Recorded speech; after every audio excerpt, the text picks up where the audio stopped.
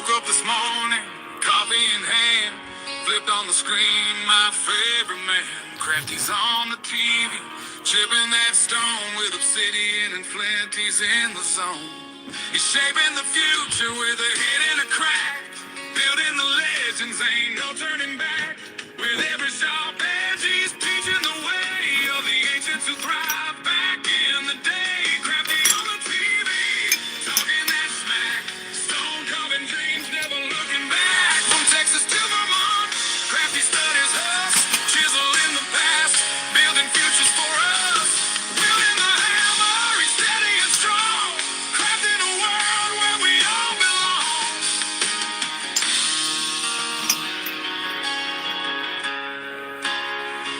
Underneath those layers of dust and grit, finds the magic every little bit. A sculptor of stories, buried in the ground, each piece he uncovers wisdom abound. With every collision, the sparks start to fly. As the old world awakens, we question why. He's digging deeper where the shadows play, reviving old crafts that could fade away. Crafty on the TV, talking that smack, stone carving dreams, never looking back. From Texas to Vermont, Crafty studies us, chisel in the past, building futures for us. Wielding the hammer, he's steady and strong, crafting a world where we all belong.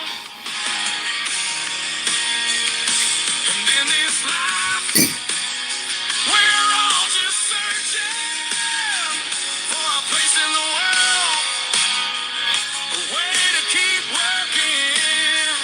With the flick of his wrist, he brings forth the light. In every great morning, he makes it feel right. So gather around, let the stories unfold. Crafty's our guide through the young and the old.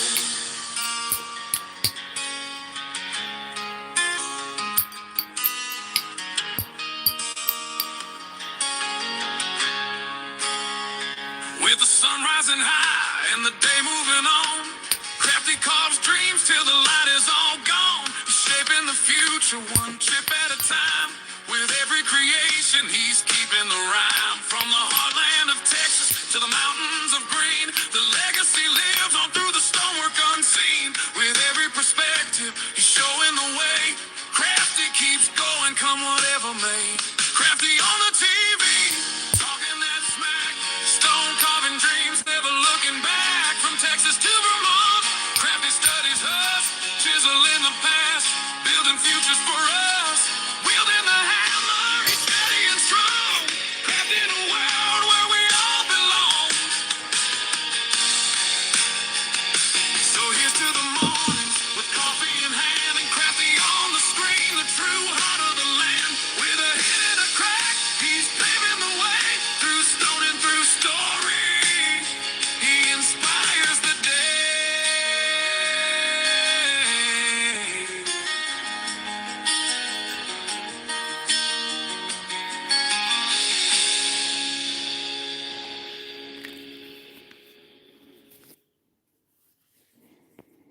Hello, hello. I'm going to nap some slabs today. Let's see. Who do we have in the chat? Who is there? Who do we have? Oh, can't find me myself there. There I am. Okay. Find me myself there. Alan's here, Marty's here, Jim is here, Alan, Jim, the Primitive Gentleman. Hey, Patrick, I love the intro song. I remember you mentioned something. Someone used AI app to make it. Do you remember the app name? You can contact Danny Collins. I haven't asked him how he made that song, but he's the one that provided that song for me. It's from Danny Collins.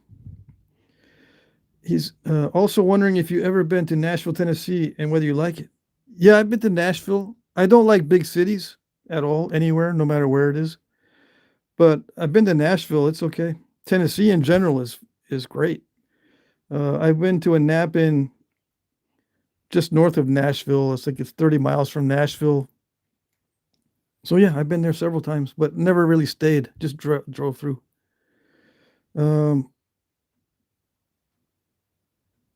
Yeah, Tennessee is a good place to live if you like that kind of weather. You know, it's too hot and humid for me in the summertime, but people are great. Yeah, Jared's here. Yeah, hunting is really good in Tennessee as well. You know, I think gun laws there are also pretty good.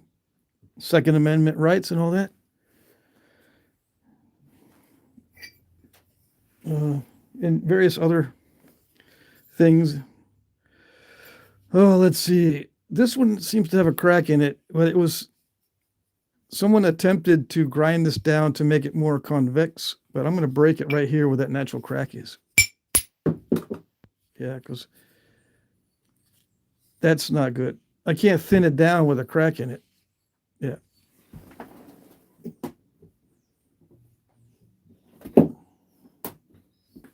Okay, so let's see. I made some arrowheads yesterday, or a couple of arrowheads yesterday, small ones. So, if, you know, I can get an arrowhead similar to that. So it doesn't, I don't care about breaking these because I can always make small arrowheads. This one is bloodstone or something similar. It's kind of translucent. It almost looks like a Christmas tree. Yeah, I need to buy myself a separate light so I can show these materials backlit because some of them are transparent or translucent. Okay, so I'm gonna knap some of this stuff, and it's Alabama coastal plains, and some of it's heat treated. Now I don't know about this stuff; it's kind of dull. You can see the difference here. It's the same material. The one on the left is heat treat. I mean, not heat treat. The one on the right is heat treat, and you can kind of tell. It's the same kind of stuff, it looks like. But this is pressure flaking. I reduced these down with percussion. Actually, I do. This does look heat treated now that I knock off a piece. That was easy. If it was still raw, it'd be difficult. Yeah, it is a heat treat.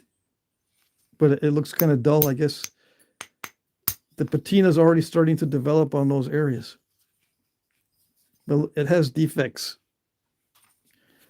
But this has been ground down, so it's kind of convex.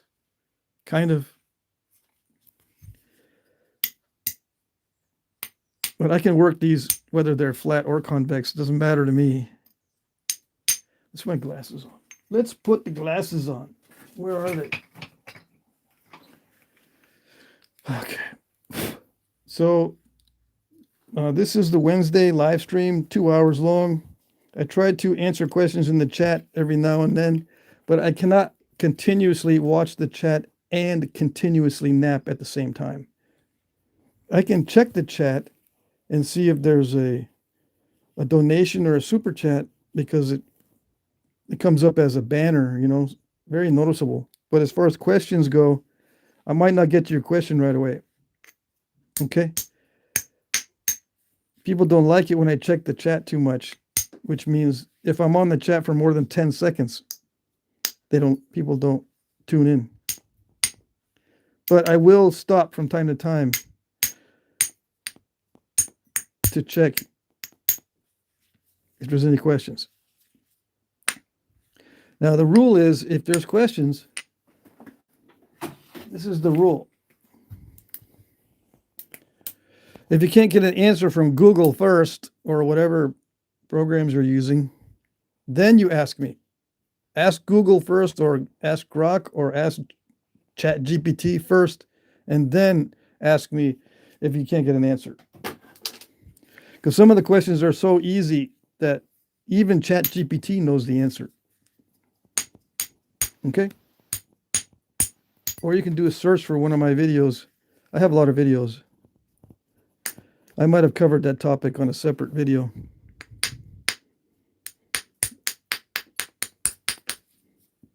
The reason why I'm doing slabs is because I get a lot of slabs. I've been promising people videos on how to knap slabs and haven't done it yet. And I will knap challenging slabs because I don't care if it looks like I know what I'm doing or not. See, when you knap stuff that's challenging, that might break, it often does break. And it makes me look like I don't know what I'm doing because it broke. But I don't care. Some guys will not knap nasty stuff because if it breaks, it makes them look like they don't know what they're doing. Yep. I've seen that many times. But I will knap the stuff that's nasty. Because inquiring minds want to know. They want to know what the challenges are in knapping that stuff. Because sometimes you can get this stuff for free at Knappings. Now, I paid for this. I actually paid money for these. They came in a batch. And some are good, some are not. But I can afford to pay for these because I have income that supports my addiction. Yeah. Flint knapping can become addictive, especially if you need to keep your mind occupied. Yeah. Some people play video games to keep their minds occupied. At least you get arrowheads out of this hobby. Whereas if you play video games, unless you do live streams on playing video games, it doesn't pay. Yeah. But at least with this hobby, you can get some money for some of your work once you get good enough. And I'm using a bopper, okay?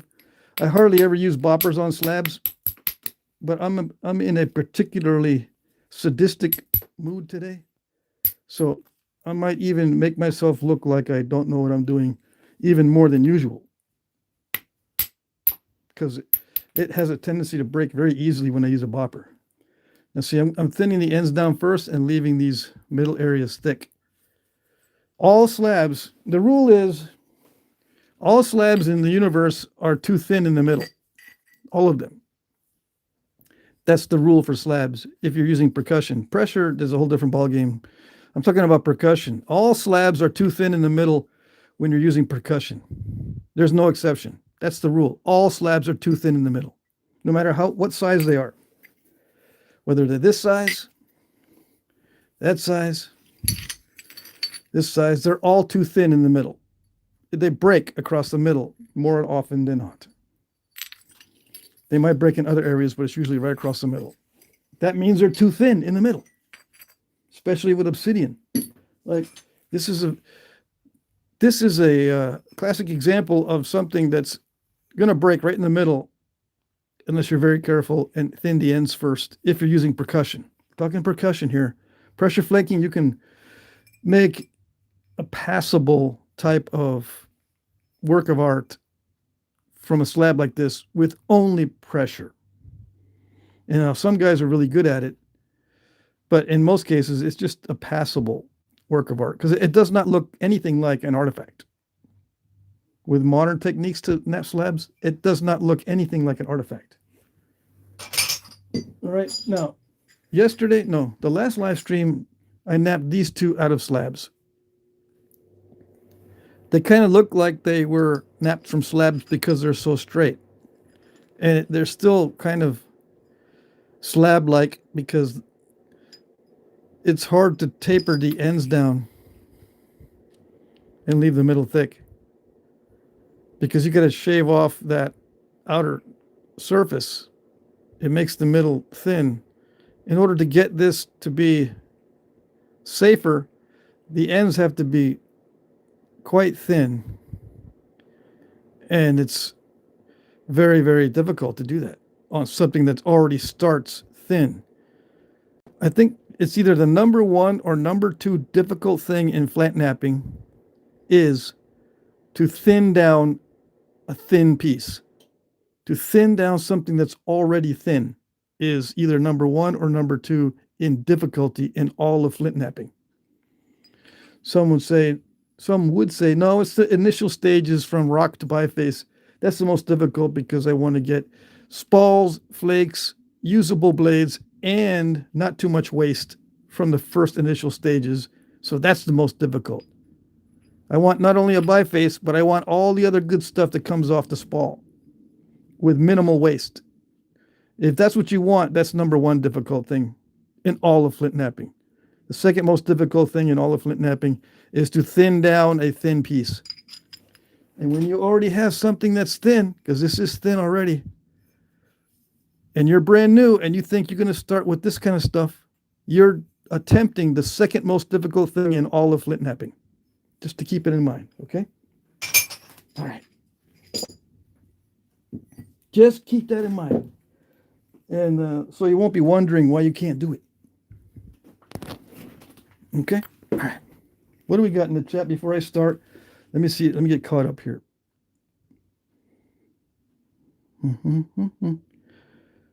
That's a spearhead, says Brian. Did you know that most spearheads are bone? So get out of my face with stone spearheads. Back in the day, most spearheads were made of bone, okay? Angel says, I just found an arrowhead jasper in the Indio Desert in California. Awesome. Overshot flakes possible?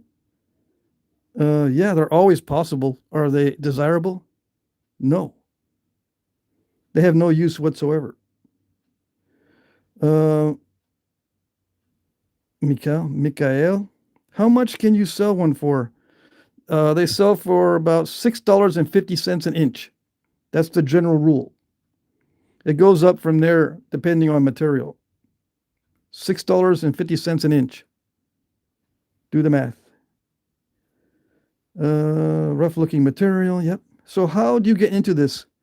You just go to a Knapping. That's the easiest. And watch lots of YouTube videos. Liam, you're already watching YouTube videos, and if you like it, you're already into it. You go to a Knapping so you can see how it's done in real time instead of a video, and then you can pick up some free material sometimes to start working on. Sometimes you can pick up free tools because they get used up, and you'll have to get secondhand stuff and cruddy stuff, but start with the cruddy stuff. If you don't want to go to a Knapping, if you're antisocial, which is perfectly fine, I know how that is. You start with your homemade tools and bottle bottom glass and floor tiles. You knap bottle bottom glass and floor tiles. You can get floor tiles at Home Depot, and bottle bottom glass is everywhere. And it doesn't matter how you obtain the bottles or how you break them. Just get the bottoms off of them. You know, you can just I smash the bottles with a hammer. I don't even do that fancy trick where you can pop the bottom off the bottle by using, various techniques. I don't do anything fancy. I just smash the bottles and pick up whatever glass I can from it. The larger the bottle, the better. I know guys that I give advice to, and they pick the worst possible things. So let me be more specific. Do not knap small beer bottles, especially the beer bottle bottoms that have concave, a big, concave bottom. Try to get flat bottle bottoms. I mean, it should be obvious to most people, but I've seen guys show me the stuff they start with. They've got curved glass. They've got brass nails. They come up with these weird electrical component things made of copper that are not shaped correctly for either percussion or pressure. I've seen all kinds of weird stuff that new guys come up with thinking that they can knap with these things. And it's funny. So more specifically, use 16 penny nails or bigger, 20 penny nails or bigger. You can use those big garden spikes that are used to spike down these ground cloths, or what do they call it? You put these mats under mulch and you have to tack them down with something, and they sell these big long iron spikes or steel spikes. Use those for percussion and pressure. right? The smaller ones, obviously, for pressure, the bigger spikes for percussion instead of copper. Or if you've got money, you can start going all out and buy copper everything. There are websites that sell tools. There are websites that sell rocks. There are websites that sell everything from rocks to books to tools to even posters and calendars and stuff. Flint knapping is getting big. Anyway, I could ramble on for hours. Who is this, the greatness of all mankind with 67? You know what happened, right? 6 shot 9 and then 7 8 9. Right? The greatness of all mankind. Let's see. I am going to put the user in timeout for 24 hours. Okay? There you go. We don't want to know what 6 did to 9, and we don't want to know that 7 8 9. Kyle says, do you ever find any old arrowheads? Oh, yes. But the opportunities to go look, for me, are not very common. You know, I haven't looked all that much. But when I did, I found stuff. There's some weird, joyful experience in finding an artifact that I can't explain. It's better than going shopping. Oh, yes. I thought shopping was like the best. You know, have a bunch of money, of course, and then go shopping. I thought that was awesome. No. Finding arrowheads is better than having a pocket full of money and going shopping. Even if you're in a hardware store. Now, that's something. Yeah, I thought that was heaven. Before I got into making arrowheads, I thought having a pocket full of money and walking into a hardware store was heaven. No. Heaven is finding an artifact. I don't know why. Let's see. Where am I? You know what? I think I might make a rule that if you post any numbers, if you post only numbers in the chat, I'm going to put you in timeout. Yeah, if you post only numbers in the chat, in fact, let me just do that. Because it clogs up the chat. I cannot see other people's comments. So if I see you put a number in the chat, you're going to go in timeout. I don't care. For a whole 24 hours. Okay?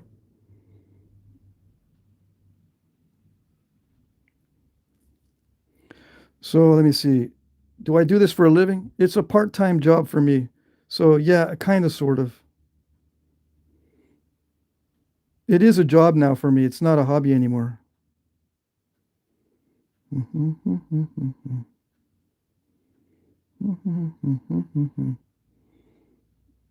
Okay, Ghost is here.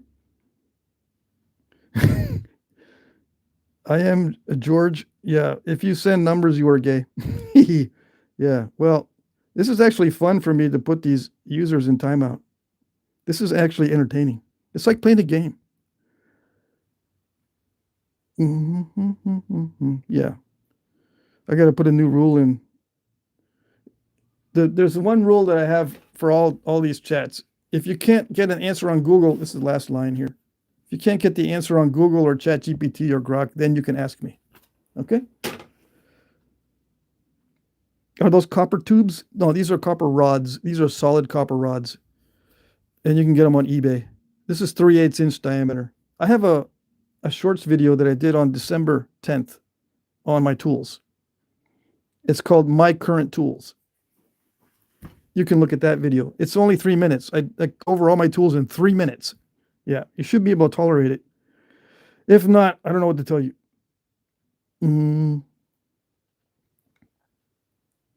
Jonathan says, I bet flint knapping is easier if you don't eat meat for a week. Where the heck do these guys get this stuff?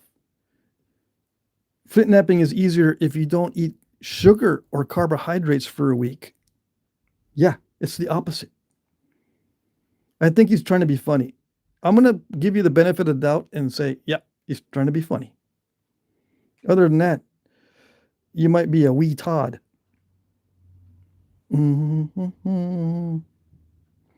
Let's see. Yeah. Sometimes we encounter some wee Todds in the chat.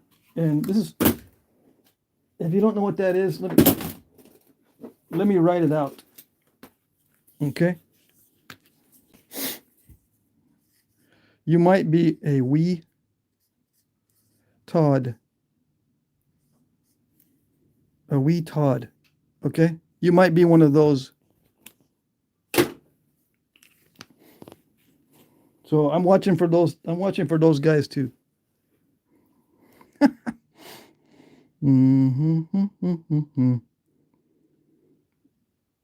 That's not how you spell that. Okay.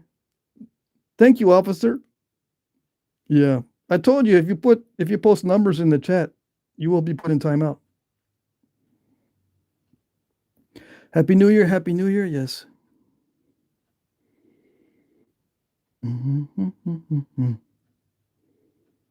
You just got the Todd, says Keith. You just now got it, Keith. You've been around for a long time. Axel, this is not how. Yeah. We know. Someone told me to shut up, and it was Janet. Janet told me to shut up.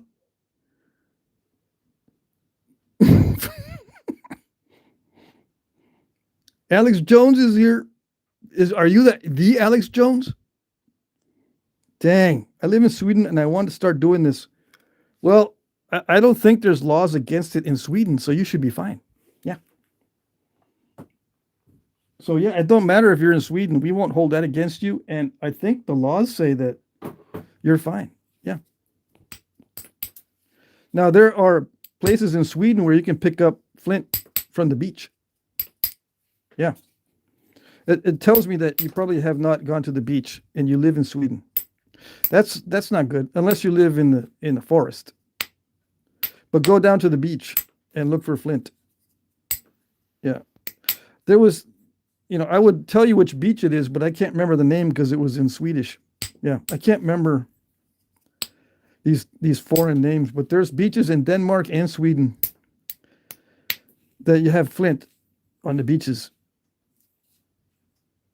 Yep. So I wouldn't be complaining if I were you. If I see you again and you go, man, I don't know. I'm in Sweden. I can't find no flint, and it's just hard for me. And there's nobody napping in Sweden, and blah blah blah. You don't look hard enough, do you? You don't even look. If you come back in a year and you say that to me, I'm gonna say, where have you been? You've been living under rocks? What you been doing? There are people in Sweden and Denmark and Norway and all those places that are flint napping. They might not get together and flint nap because I guess they have antisocial disorder, but there are people there. And there's lots of flint there. And there's not competition. There's not like 300 million people scrambling for all this flint. There's only like 20 million. Less than 10% of what we have here in the United States scrambling for that flint. That's why we can't find it here in the US very easily anymore. There are millions, not just flint nappers, but rock hounds looking for flint and stealing it all here in the United States. And then they sell it to guys in Sweden who live about 5 miles from the beach, where all the flint is. It's ridiculous. Oh, sorry, kilometers. You live 20 kilometers from the beach, and you're buying stuff from the United States. It's ridiculous.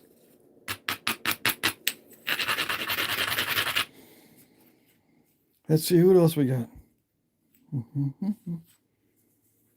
Someone's asking about Flint, Michigan. What? Be more specific in your questions. If I see question marks on some of these. Be more specific with questions. Don't just say Flint, Michigan. As an example. I'm not picking on you. I just want to clarify that it's hard for me to answer questions when there's just a single word or a couple words. I don't know if you're talking to me or somebody else. That kind of thing. And if you post a number and that's all you post as a comment, I will put you in timeout so you can't comment anymore. Because then you're just clogging up the whole business. You're gumming up the works. Yeah, we used to say you're gumming up the works because I'm a boomer. Yep. I am a father and a grandfather. I'm 62 years old. I've done a lot of flint-knapping on video. So you come to the right place if you want to know about flint-knapping, the way I do it anyway. If you've been around since 2010 and 2011 on YouTube and you haven't heard of me, where have you been? That is, if you're into napping. I know some guys that have been on the internet on YouTube since 2007 or something like that. And they're into napping, but they've never seen anything that I've done. I've been on YouTube since 2010. So obviously they've been living under rocks. Yeah. If you're brand new, I'll cut you some slack. So before you ask, this is Alabama Coastal Plains heat-treated shirt. It is a heat treat, but it's not a shiny heat treat. There are different types of heat treats. Shiny heat treats and non-shiny heat treats. And then semi-gloss heat treats. What's a heat treats? What's a heat treats? Is it like trick-or-treats? Yeah, it's like trick-or-treats. That's what it is. I didn't think of that before. Now that you mention it, heat treats are like trick-or-treats. Yeah. Uh-oh. Do we have more numbers in the chat? I'll leave those up there so we can know who the weetods are. See, we'll leave those guys in the chat that are posting numbers. They are weetods. Okay. I can't say the other thing on YouTube.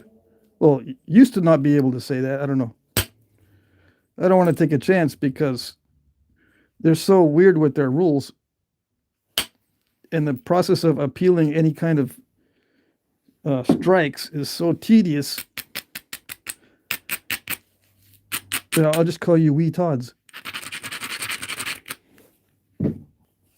Okay? All right.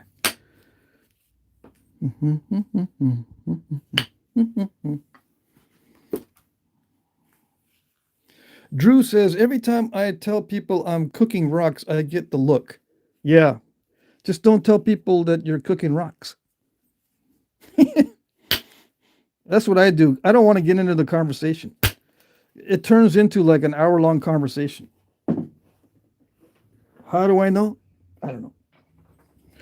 Yeah, so don't even mention it.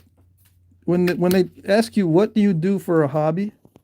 The easiest thing to do is say, oh, I just draw pictures. Yeah, I just draw pictures. Yeah, what do you draw? Everything. Everything? Yeah.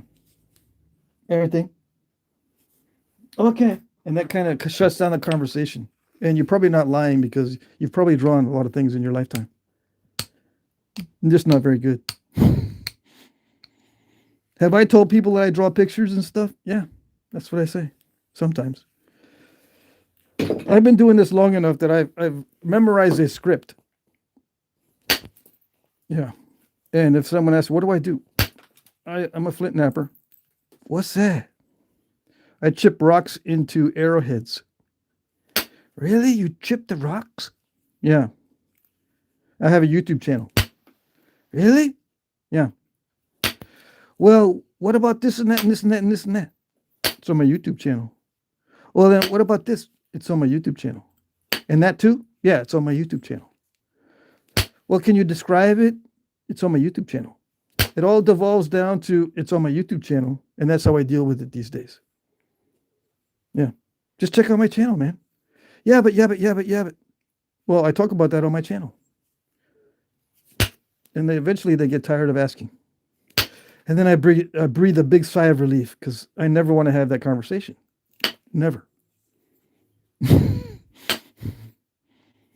You mean you don't want to talk about your hobbies? You're so weird. It's not that I don't want to talk about my hobbies. It's just that no one understands the language that we speak when we talk about flint napping. You know what I mean? It's like they want me to explain something in a different language. They're not going to get it.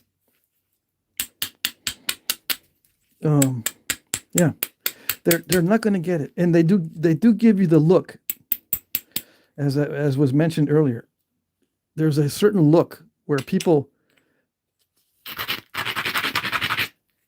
they begin to doubt your sanity. They give you the look of, wait a second, this guy, red flag, red flag, red flag, red flag. And they look at you as if they now need to monitor your every movement and watch your expressions on your face, because there's something wrong with you. Yeah. There is something wrong with you, that you're in the backyard hitting stones and stuff. Is that what you do? Yeah. I'm in my backyard hitting stones. I'm breaking stones, Really? Yeah, I learned it in prison. That'll shut down the conversation.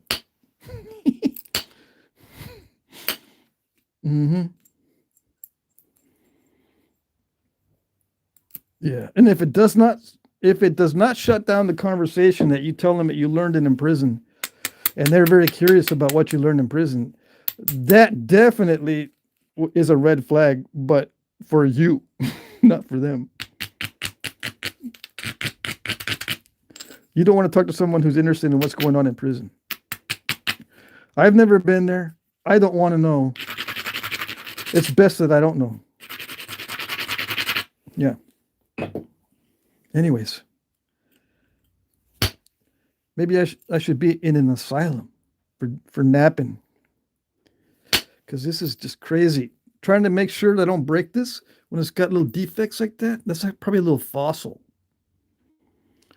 Yeah, it's probably a little fossil, but I'm still napping it. I must be nuts. I must be absolutely crazy.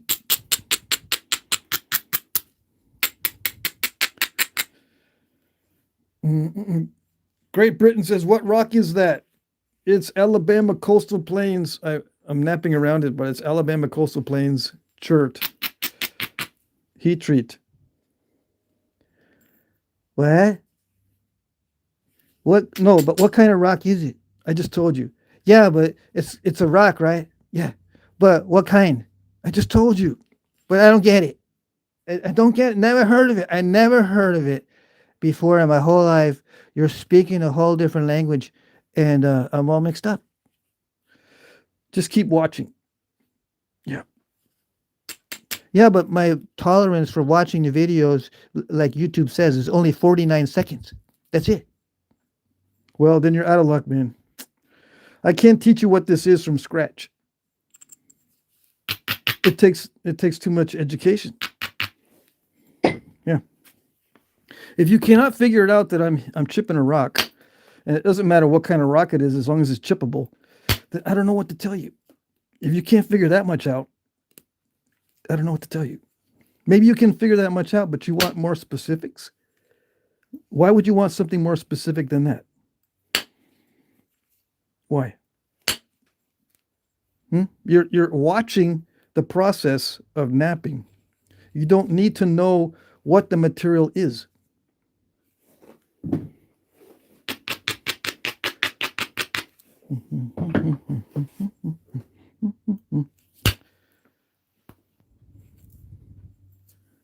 You just need to know it's a rock and that it's nappable, that it can be chipped into something that looks like an arrowhead. Now, I used to put arrowheads up in here to show, to kind of show people what I'm working on. I could probably do that again, but I think it's more fun just to make fun of them when they come on and say, what is it? What is it? I've never seen anything like this. Well, keep watching. Yeah, but I don't watch more than a few minutes or maybe even a few seconds. I don't know what to tell you then. If you're only going to watch this for a few seconds, then you deserve not to know. Yeah. You deserve it. So go away. Go back into limbo. Yeah. Go watch the relationship shorts where you get 2 million views on a short video that describes or that shows how boyfriends pick their girlfriend's clothing to go out. Okay? I saw something came up in my shorts feed as I was scrolling through because I do doom scroll, and there was 2 million or 27 million, I don't know what it was, views on a video where a boyfriend was choosing what his girlfriend should wear when they go out on a date. And she didn't like it. Or she would agree to some and some not. I mean, that's the level of interest. Why would it be interesting to know what this boyfriend was telling his girlfriend what to wear and what not to wear? Why is that so interesting? But if that's your speed, go back to those. Yeah.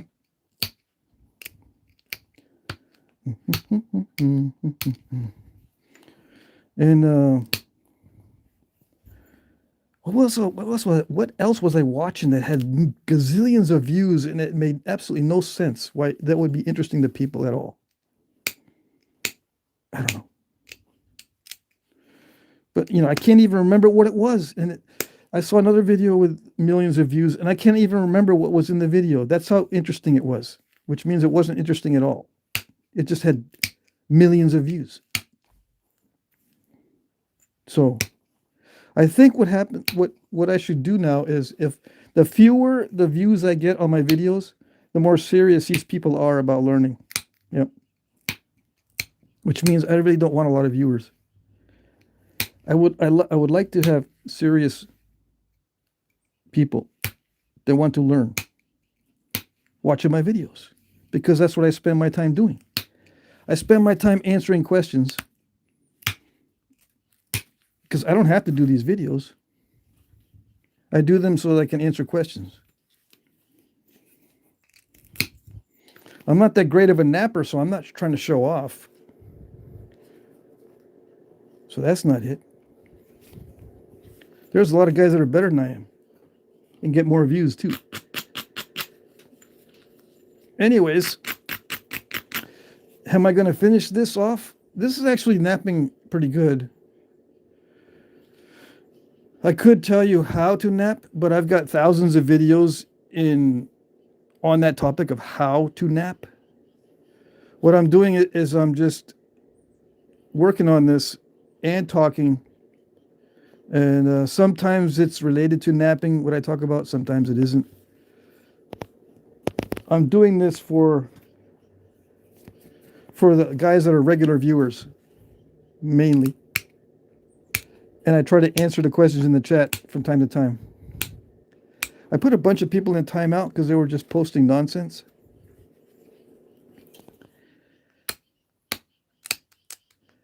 And I will do that again. It seemed to have gotten rid of a bunch of people. Yeah, which is good. I'm getting the impression that the less people I have on the chats, the better. Or the less people I have on these live streams, the better. Yeah. All right, so on these slabs, because I'm going to nap some slabs in these minutes that we have left. Let's see, we've got an hour and 20 minutes left. I'll be napping these slabs.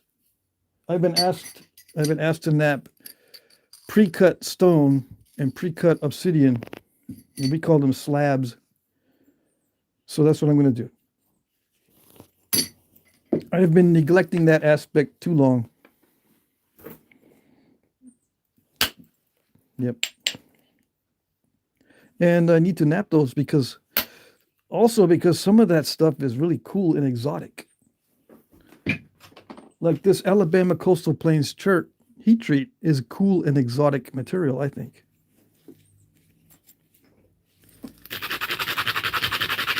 All right, I'm going to get into this next stage. I've done the hard part already, or no, I keep getting that backwards. I've done the easy part already. The hard part is coming up. Thinning a thin piece is the hard part. Yeah. I've done the easy part, which is thinning down the ends, kind of, sort of. They're kind of thinner than the middle. And also checked out the material to see if it's nappable. That little defect right here, that is a problem, but I'm going to leave it a little bit thick. I was able to pressure flake that little bulge off of that, but I think it was a fossil. There may be other fossils in here, but if I leave it relatively thick, I think I should be able to nap it. There is a hole here that'll probably stay in the finished piece. Other than that, I think I can nap it into a point. So this next stage, after I determine that, yeah, I'm going to go further, is the hardest part. Okay? So let me check the chat before I get into the hard part. Because I definitely will not be able to pay attention to the chat when I'm trying to make sure that I can thin it down. Let's see. Jay says hi. Jim Cooper, Monk, there are nice jasper to be had in Pennsylvania from what I read. Yeah, there's lots of good Pennsylvania jasper. That's true. Monk Lintine, there's agate close to me now. I've just never tried it. Yeah, agate sometimes needs to be heat treated. It may not be able to be nappable easily in a raw state. Watch out for agates. They are various. They'll give you various problems. Hoss Outdoors. I cut and polish stones right now, and I want to start napping my lower quality stones. Oh, get ready for torture if you want to nap your lower quality stones. I'm assuming you mean color, though. But as you will learn, the colorful ones are often the most difficult to nap. Red Eye Patriot, I figured, was just asking because the chert availability around here in Western Pennsylvania is lacking compared to where I lived in Central Texas for almost 50 years. If you lived in Central Texas for almost 50 years, I recommend you visiting Central Texas at least twice a year to pick up more rocks, because you should know the area pretty good. You'll be a lot better at picking up material if you go back to Texas twice a year or so than if you were to look for stones in Pennsylvania. I guarantee. I guarantee. Let's see. He is making pointy rock. Yeah. Paul says, a little patience when dealing with those taking an interest in your stuff, and you'll do a better job gaining followers. Absolute Crybaby won't stop whining. I don't know who's whining, me or you, Paul. It looks like, I don't know. I think I beat you in the whining department, but you're putting in a pretty good effort. Yeah. I don't know. You guys, what do you think? You think Paul whines more than I do? Let me see. What is he making? Why he cut wood? Jesus loves us. Push in says, liar, you are a good napper, and you know we learn from your expertise, you humble legend. Thank you. That was nice. Hoss Outdoors, thanks, Red-Eyed. Yeah, see, our Red-Eyed Patriot is our moderator. His name's Michael. He will tell you what is what, and he'll keep an eye on you. Let's see. Alrighty, so yeah, questions are being answered in the chat without me even telling anybody. Well, without even me asking anyone to help me answer questions. There are still guys posting numbers in the chat. Should I go through another round of timeouts?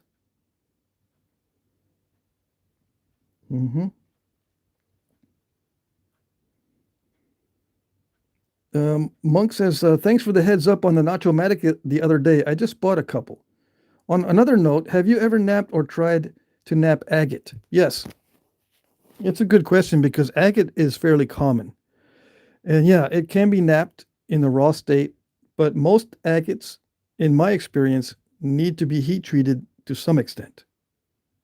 And to some extent means it may respond to heat at a low temperature, like 300 degrees Fahrenheit for 4 hours.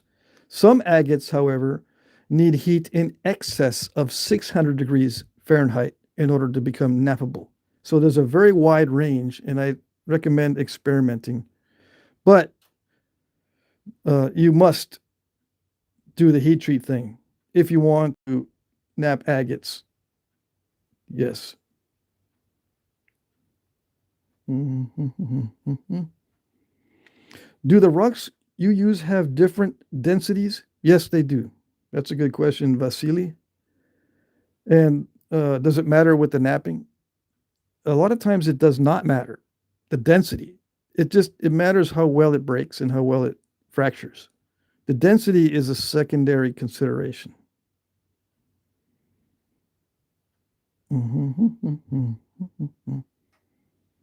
Hey, Sal is here. Says sorry to bug you. Yeah, you can bug me anytime. Always Liverpool says sounds like you've had a bad day. No, my day is actually going extremely well. When I have bad days, I don't joke around. I don't fuss. I don't whine. I don't complain. When I'm having a good day is when I start fussing. It's weird, huh? Let's see. Because I'm kind of in a joking mood. I do everything. Well, not everything. I try to inject humor into most things. If you don't have thick skin, we can tell right away, and we know who the wee Tods are. Yeah, we know who the wee Tods are. Are you a wee Tod? We know if you can't take a joke or if you don't have thick skin. Let's see. Let's see here. Off topic, says Hippie, but have you ever sparked a fire with stones? Yeah. Yeah, it's not that difficult. It's easy. Hey, in fact, I remember to bring my steel, my fire steel. So you take a stone, take the fire steel, create sparks. See them sparks? Then you put a char cloth on top. You can put char cloth underneath too, but I found that putting the char cloth on top works a little bit better because it's immediately exposed to air that you can breathe upon, and you just generate some sparks with your steel. And it's not that difficult if you have char cloth and the steel. Now, if you're trying to do it with two stones together, it doesn't work. You'll need like a piece of pyrite and a stone. That works. So I've heard. I have not tried lighting a fire with pyrite and a stone. Anyways, good question. Let's see. Do you really need a kiln for heat treatment or just bury the flakes under a fire? No, you use your kitchen oven or a turkey roasting oven. Or you can even use an air fryer. I've heard that guys use air fryers to heat stones. As long as the temperature ramps up, or if you have control over the temperature ramp up, if it's gradual, you can heat treat.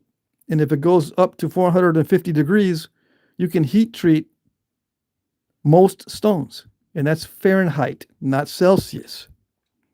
If your kitchen oven or your turkey roaster oven or your air fryer goes up to 450 degrees, you can heat treat most stones.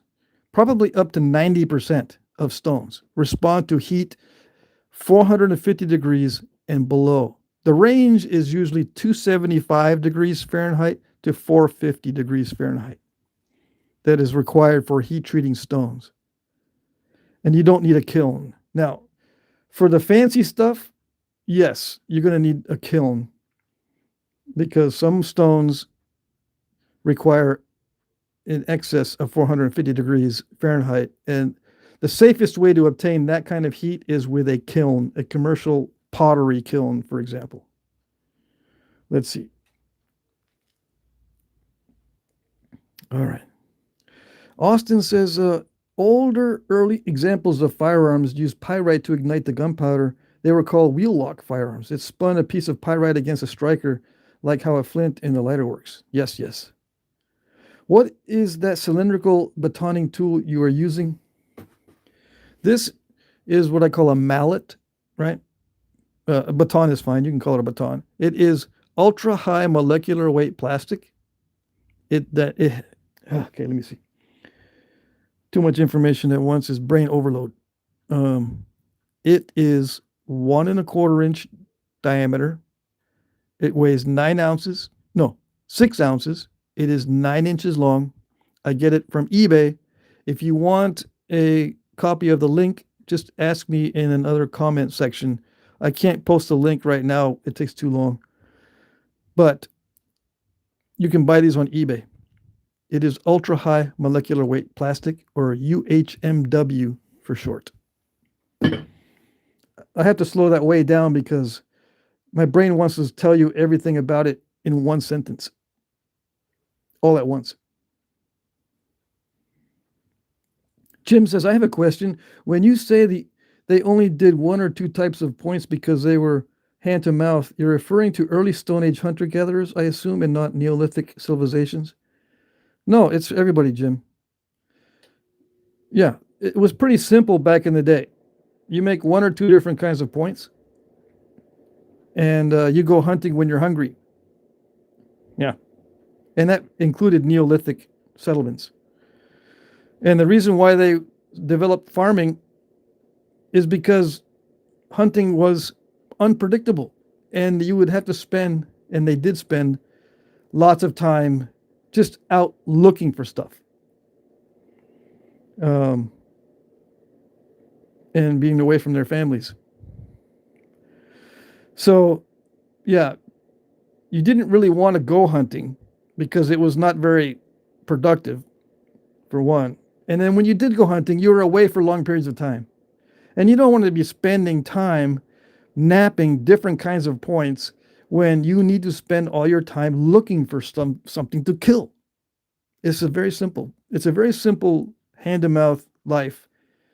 And you don't want to complicate things with the tasks of being too particular or too persnickety about stuff. Okay? All right. How do I know this? You just type it into Chat GPT. How do I have conversations with Grok all the time lately, but before there was Grok, there were archaeological studies, and there were works in books on not works. There were studies in books or books based on studies that I would read. Okay? So we know from the evidence that we do have that hunter-gatherers had a very difficult life. There are still some hunter-gatherers today in Siberia, in the northern areas of Canada and stuff. The indigenous peoples sometimes still live in a hunter-gatherer type situation. And I suppose in the Amazon jungle you encounter those guys too. They don't store their food. Okay? They hunt when they're hungry. They don't make a whole bunch of different points. These are modern people that we can study. Back in the day, it was even more simple. Even the Neolithic ages, which you would think, well, they incorporated some bronze and some copper, and they incorporated some farming and stuff like that. They tried to keep it simple during those days as well. Okay? The less complicated your life, the easier it is for you to find food. That's the general rule. Let's see. And that relates to flint knapping, because flint knapping can get really complicated really fast.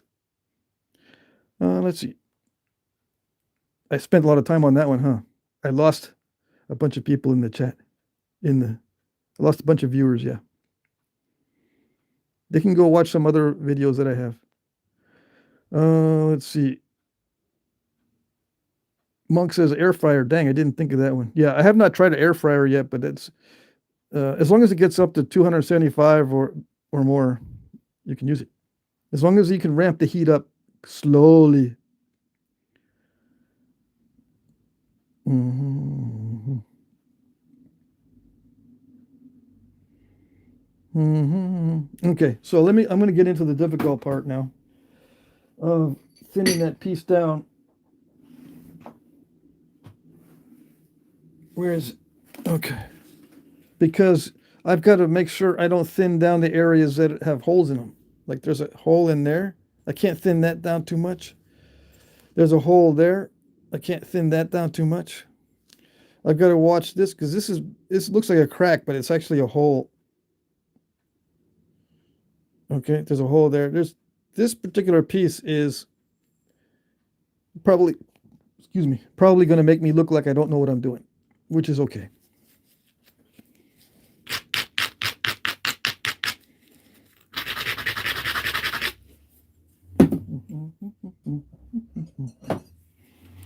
All right, let's see.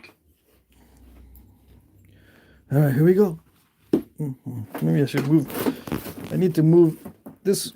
This position that I'm in is not that easy to nap in. I have to push this way out in front of me and close to the camera. So this is not in the normal posture. So that's something else I got to deal with. That might make me look like I don't know what I'm doing. Okay.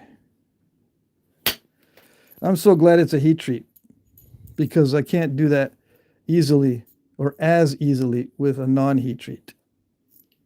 Okay, even if there's a step fracture right there, I just ran I did 3 flakes there, or maybe 2 nice flakes, which worked out well. Okay, I need good luck on this one.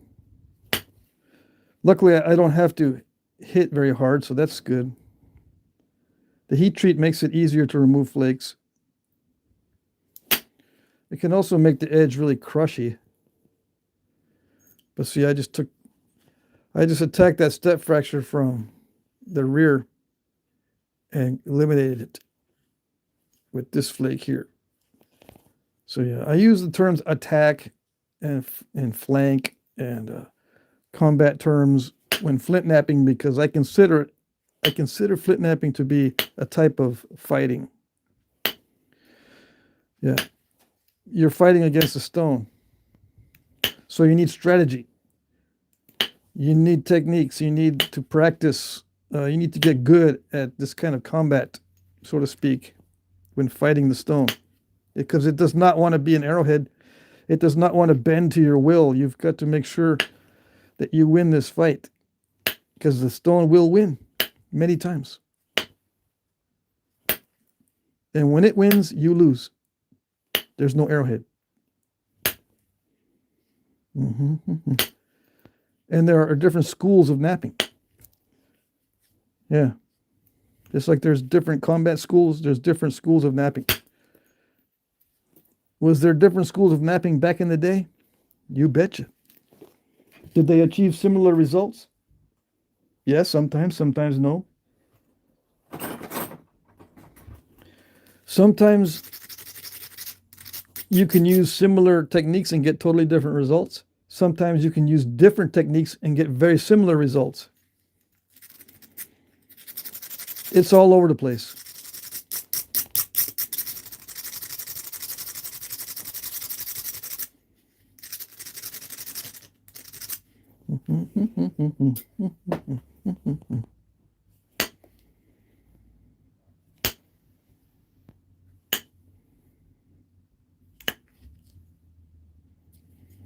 So I'm going to be focusing on not breaking this.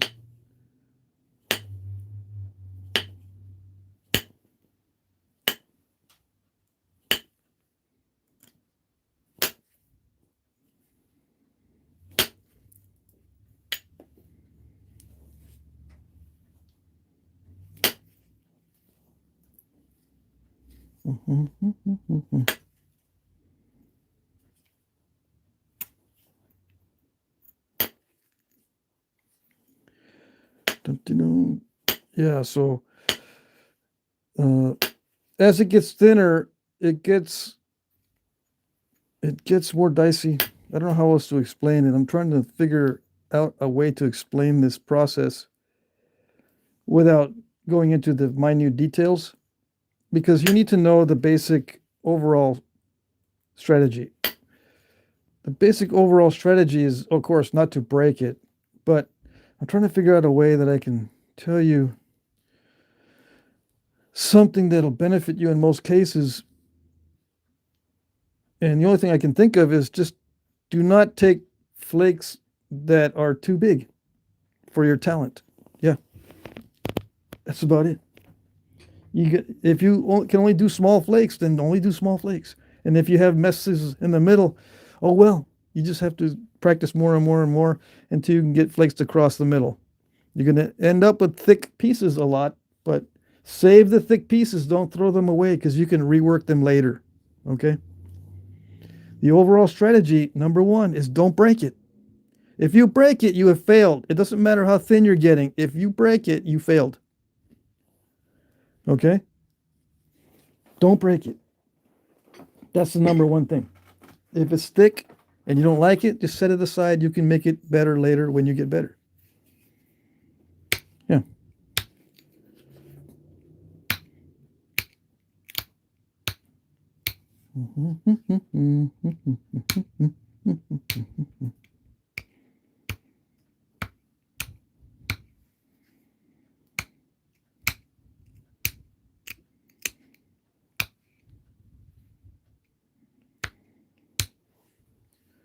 So as I'm doing this, I'm going to move the edge this way.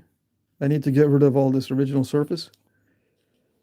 I worked on this side first because it seemed to be a good idea at the time. It might not have been.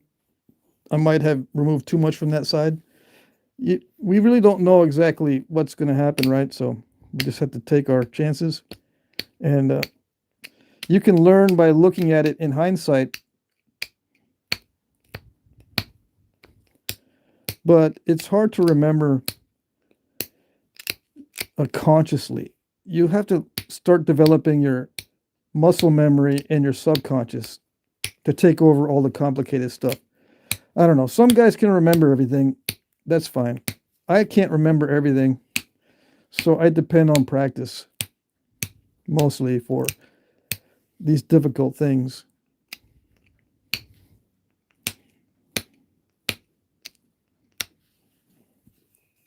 It's getting to the point where if I want to make consistently good points that people want to buy, I do have to think about it a lot, which slows down the process, but it also gives you a little bit better results. But if you're just doing it for yourself and you just want hunting points or display points, and you don't have to explain this kind of stuff on video or anything like that, just let your subconscious take over and live the easy life. Yeah. Just practice and practice and practice. And if someone asks you what you do, just say, I draw pictures, man. That's it. What draw pictures of? Everything. Everything? Yeah, everything. Can I see some of them? No, it's private. Oh, those kind of pictures. No, not those kind of pictures. It's just not that good, okay? So leave me alone. Oh, okay, fine. Let's just talk about what you're wearing, because you're wearing dorky clothing. Yeah, I saw it on TikTok that it's very popular to talk about what you're wearing. So let's talk about what you're wearing. Yeah. Yeah.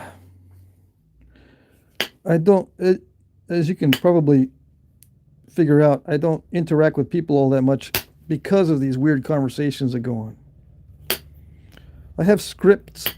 I have, as an autistic type of person, I have to develop scripts in order to talk to people when I don't want to have the conversation.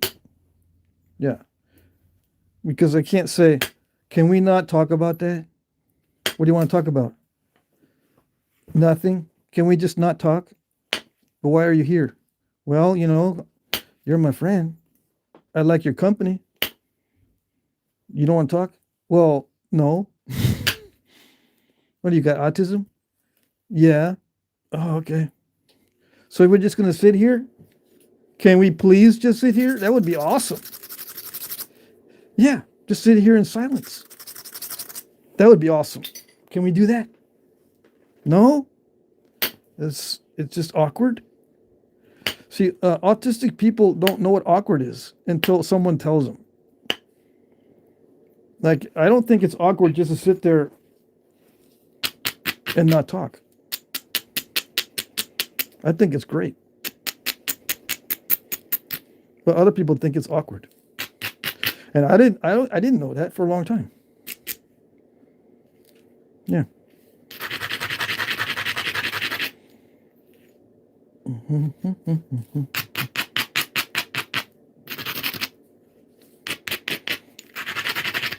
And yeah, I've got autism in my family. Yes, yes. It's so wonderful. I had one guy say, "Oh, that's great.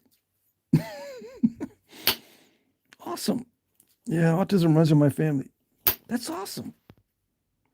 No, it's not awesome, but I didn't want to get into that conversation either. Yeah. Why is it not awesome?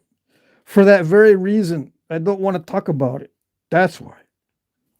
That's why autism is not awesome, because talking is such a weird thing. Yeah. Mm-hmm.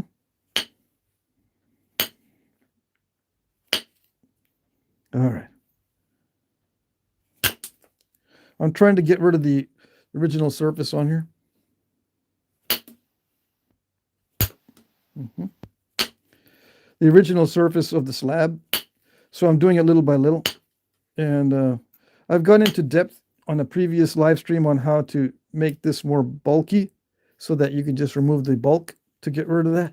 But in this case, it's already really thin and I'm afraid of breaking it. So what I'm going to try to do is skin it instead of making it bulky. I'm just going to try to skin that off, but it's not that effective with percussion. It's easier to skin it with pressure, but it can be done with percussion. Yes, you just have to be more careful. And as a new person, you're probably going to have a very difficult time doing it.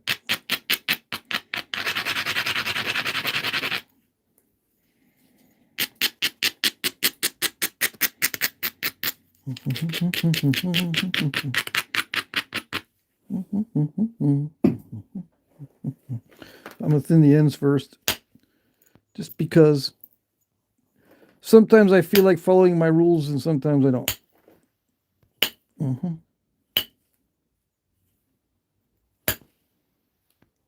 And flint knapping is not only about hitting the stone. Your mental attitude and mental health has a lot to do with it, a lot to do with your success. Maybe not in all cases. Like some of these wee Todds can become good nappers. But for the most part, your mental state can affect your napping significantly, and your diet as well. If you don't have brain fog, that helps. It helps to not have brain fog, definitely. Brain fog can cause not only memory loss, but it can cause you to have bad days where you think that you can do it when you can't, and you get all irritated, and then you start, when you're irritated, your logical faculties break down and you start making decisions on emotion. And if you nap with emotion, you're going to run into problems. Yeah. That's why I say that it's important to develop your subconscious so you're not napping with emotions. It just becomes like, you become like a machine, which is good when you're doing a skill like this.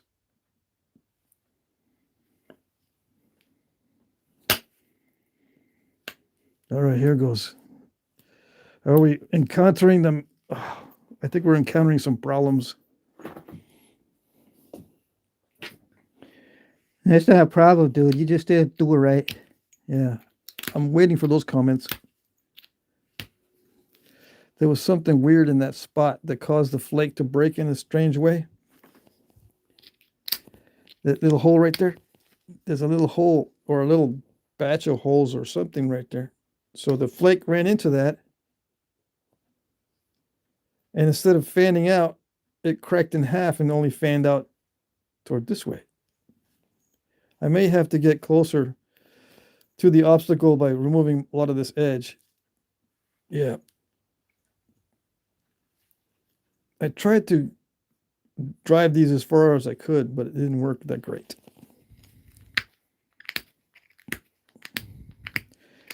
I really didn't want to have to knap too much through this area, but it looks like that's what the stone's going to force me to do. And it's not a good situation. Yeah. That hole is looking deeper now than it was before. So that's a problem. Yeah. It's more of a problem if it's going to meet up with that fossil there. It could just go through the whole center and then meet up with that.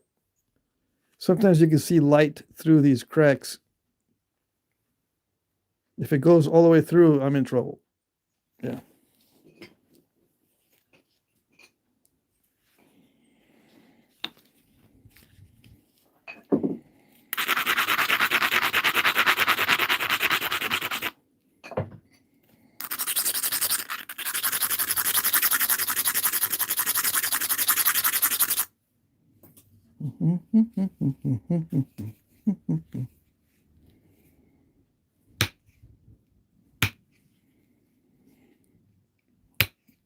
How are we doing in the chat?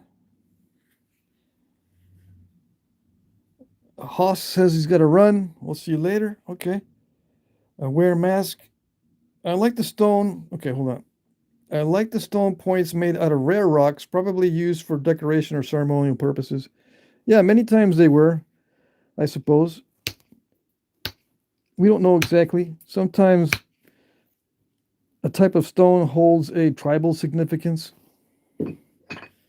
where members of the tribe, they want to make their hunting points out of a certain material because it brings them luck.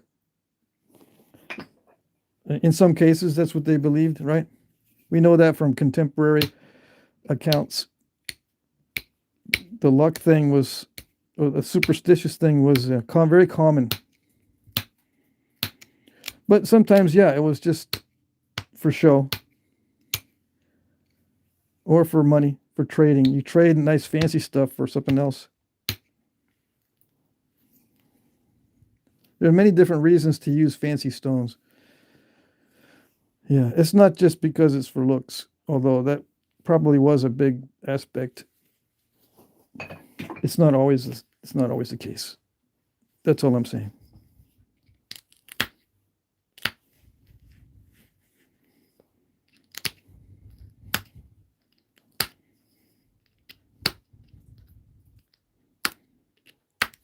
So I'm trying to chip around this little area that's a defect by popping these flakes out. Because it looks like when I struck into here earlier, it left some incomplete flakes. So what I'm doing is I'm picking at that to see where I'm at. Pick at that, see where I'm at. Yeah. It looks pretty bad. It gets worse and worse as I chip away at it. And the reason why I'm doing that is because it's going to be weak. Some of my major flakes are going to be right through this area to get rid of this original flake scar. So, yeah, I got to watch it.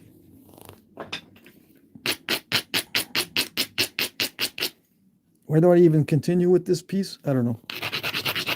Couldn't I just grind that down and get rid of it by grinding? Oh, yes. But not by hand. It would take forever, but just to give you an idea.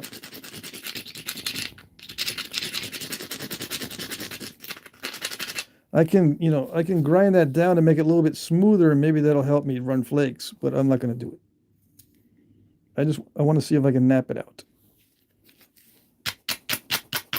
I'm going to have to nap it out either way, either with it smoothed down or not. I just hardly ever smooth these things down. Although I don't know if it was an option back in the day. I have not seen evidence of them, the Native Americans anyway, abrading the surface to make it smoother. Although I've seen modern nappers do that, and some of them swear by it, and they won't nap unless they grind the surface a little bit. I don't do it that way. I just think it's an extra step that's not necessary. Keep it simple. All right. This is not getting any easier, okay? So I have to make sure that I'm careful with this as much as I can be.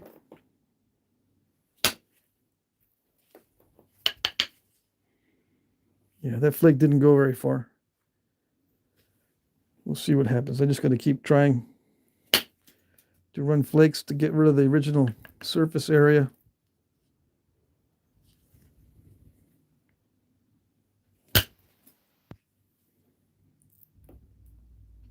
Yikes. Oh, that does go all the way through. See that curve right there? That's on the other side too. That does go all the way through. Yep. We can probably see light through there. Anyway, let's see if I can finish up here.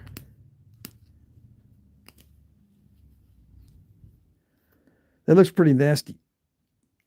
I don't know if I'll be able to get that little remnant out.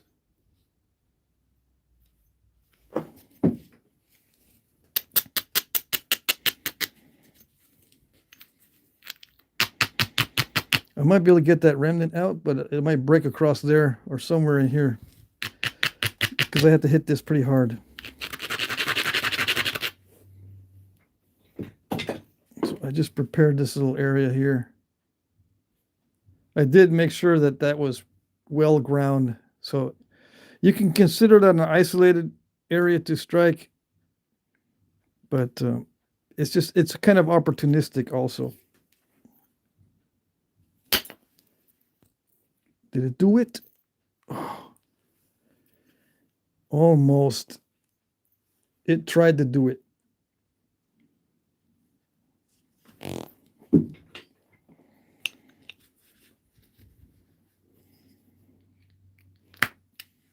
Maybe if I'm careful, I can pick it out. It didn't do it because you didn't do it right. Yeah. Sometimes that is true. But I didn't want to hit it really, really hard because it can break in the middle. So yeah, in that case, if I didn't strike hard enough, that is not doing it right. But I'd rather have it in one piece. Okay, you know what I mean? The overall strategy is not to break it. So I'm trying to pick around at that thing to get rid of that original surface.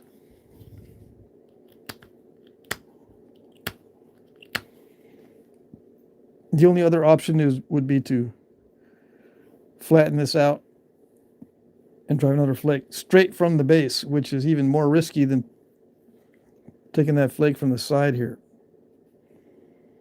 It's even more risky to hit it directly from the base. So there's still an area of original surface there. We can look back in hindsight and say, like, probably should have done this side first, which is true, but it didn't look like this side was that bad. I saw that hole there, but I didn't realize there was going to be a deep hole that went all the way through. I did manage to pick off the rest of it just now by picking this little area there. And that was lucky. The only spot that's left is, of course, this here. The hardest part really on this whole piece to thin down is going to be these areas where it's widest, because the flakes have to travel the furthest. Yeah. So I'm going to continue to pick at this. There we go. I think that worked. So the guys that remained on the live stream get the benefit of seeing how to deal with some of these things. Where the weetods have left the chat. Hopefully. Okay. All right. So that part is over. I can now sharpen, thin it on the base a little bit more, maybe, and then put notches in it. But the thinning is done for the most part. Like, there's only maybe 5% more thinning possible on this without breaking it. I don't think I'm going to thin it any further. Maybe down here, but probably not. So let me take a break and look at the chat.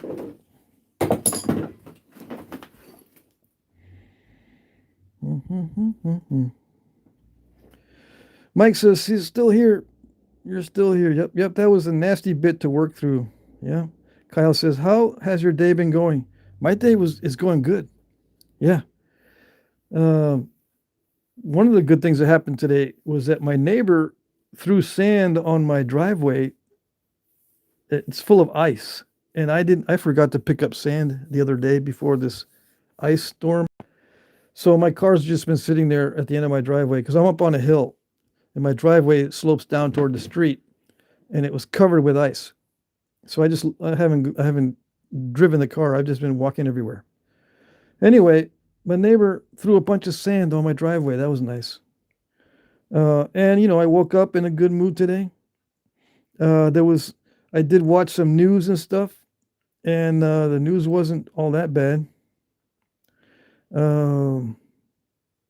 Everything was nice. I thought I was going to come down with something the other day because I had a very stuffy head. I don't know what that was from. That cleared up. It's been a good day.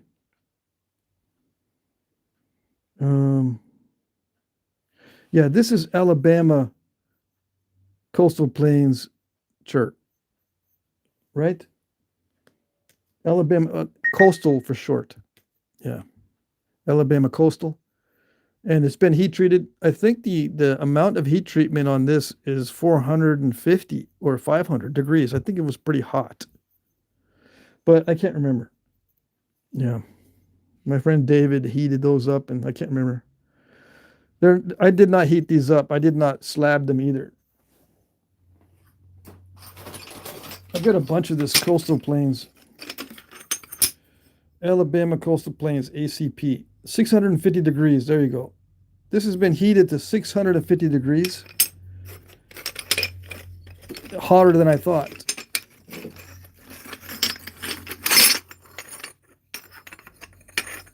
This is also Alabama Coastal Plains, 650 degrees. So I imagine it's really, really crappy unless you heat treat it, because that's a lot of heat. 650 degrees. That's a lot of heat. And some of this stuff is not even worth it because it's got too many defects. But when it's good, it's really good. Yeah, 650 degrees. So all this stuff looks like it's 650 degrees. But it's got these voids in it, which makes it difficult to nap, which makes it look like this when you're done. It doesn't look all that good, but it does kind of look like an artifact. It's not done yet, right? But you know what I mean. Anyways, let's see what we got.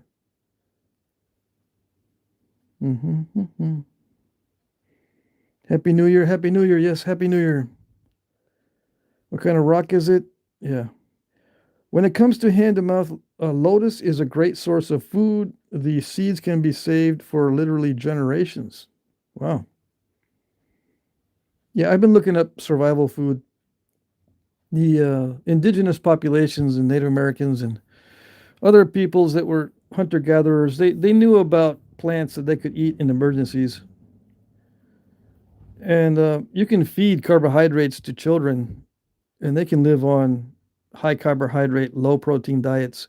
It's just as you get into adulthood, and especially if you're a male, you need a lot of protein. So if you switch over to a carnivore diet, you will do yourself a lot of good. If you're a man, women and children can survive on high carbohydrate diets better, I think. And that's what they did. Either that or it was selected that way because of the scarcity of food. Let's see.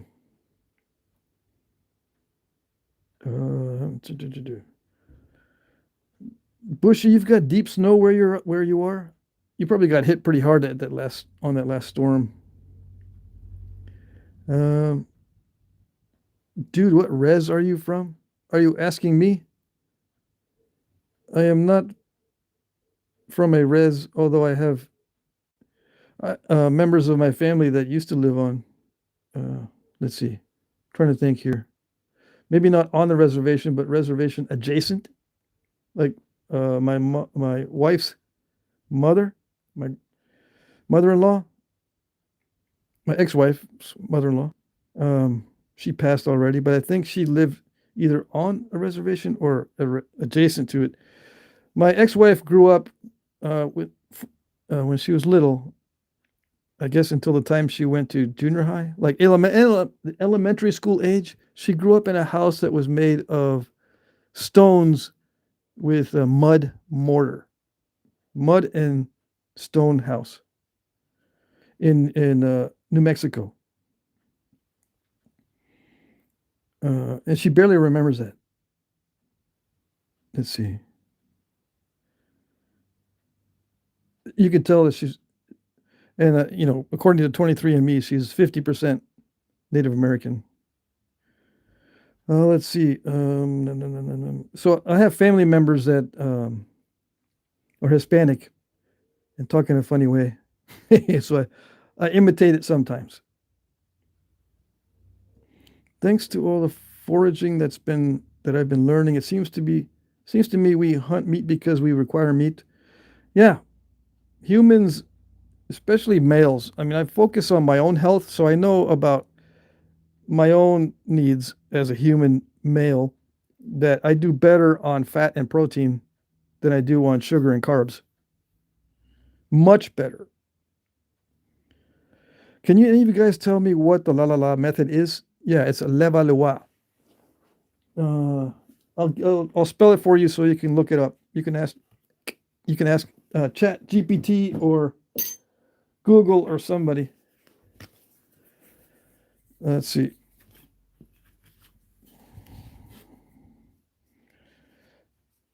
L'Evalua. Maybe that's 2 L's.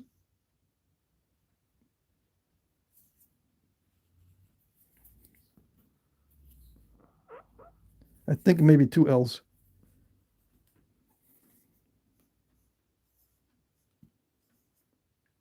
You can look that up. It's a technique used in the distant past, but elements of it still survive today because I use it sometimes when I'm spalling, and I will mention it during some of my videos. I want to separate this because there's an O in there. Yeah. Okay? You can look that up. And it'll spell correct you, I hope, if that's wrong. It's a technique for producing flakes from a core. Flat flakes, preferably. Mr. Swat says, the worst cut you ever got in knapping? The worst cut I ever got knapping was when I was trying to pressure flake while the preform was clamped in a vise. Yeah. I clamped the preform in a vise and then with a pressure flaker trying to take off big flakes. And what was I doing? I think I had both hands on the pressure flaker. That's how desperate I was. And the pressure flaker slipped in the wrong way and I cut myself. You can still see some of the scar here. See that? The point went into my hand as I was trying to pressure flake. When it was in a vise, I slipped and it went this way. And I poked myself with the tip. Maybe I had it sticking up like this, like a dummy. I don't know, but the point stuck into my hand. That was the worst one I ever got. And that happened near the beginning of my flint knapping experience. I have several scars. They've healed up pretty well, but that was the worst one there. And luckily, it didn't hit anything major. Luckily. All right, so yeah. That was the worst one. I've never gotten cut really badly on my fingertips. Luckily.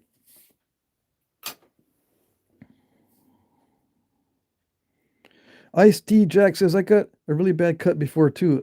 I was pressure flaking and the flake went into my middle finger down to my bone. Yeah, those are the worst.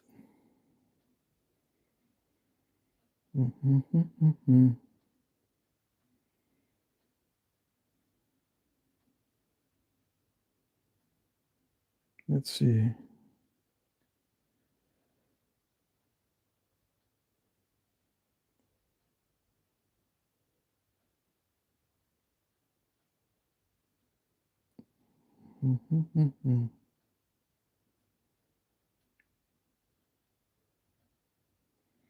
Let me see.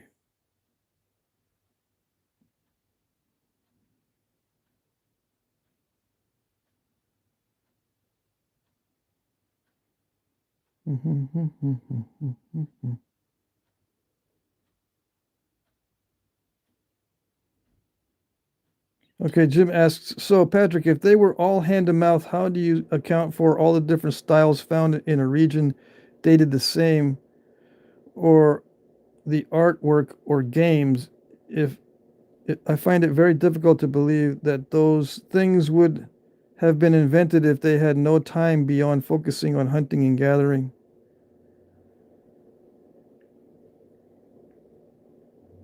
Well, if you look specifically at these things that you're talking about that were invented, a lot of them were invented to support hunting and gathering and are very similar to hunting and gathering and all the technology surrounding hunting and gathering.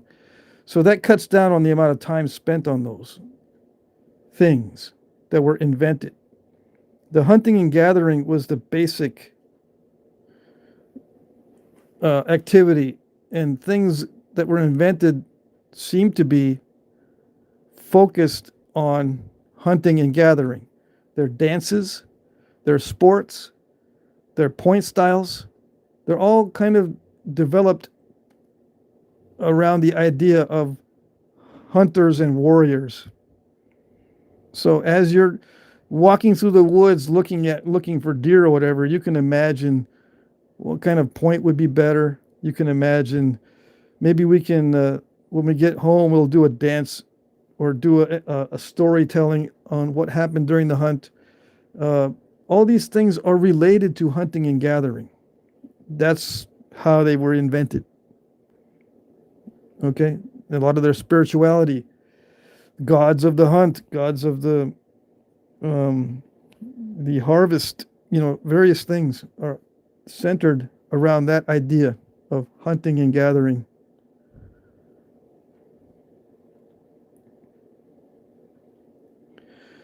Let's see. Have you ever hunted with your points? Yeah, a few times. I just don't like doing it because when I miss, it ruins the point. Yeah. I'd rather use firearms, to be honest. That's why I don't hunt very much with my points. Keith says I can't get cut with marbles. Man, I'm having trouble talking today. Yeah, I can't get cut with marbles.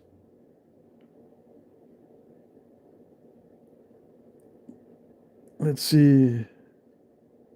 Some of you new guys are not going to know what that means because it's an inside joke. Let's see. What did I miss? Anything else? Let's see. Jim says, right, but those ancillary things still require time set aside from the actual process of hunting and gathering. Yeah, so does taking a crap. Yeah, it depends on how much time. Did these things take a lot of time? Personal hygiene took a lot of time. Or let's say between hunting and gathering, personal hygiene, figuring out where to poop, making your clothes. What else is not related to hunting and gathering? Gathering firewood. All that stuff limits your time to do stuff like fancy stuff. Okay? Especially if you're hungry.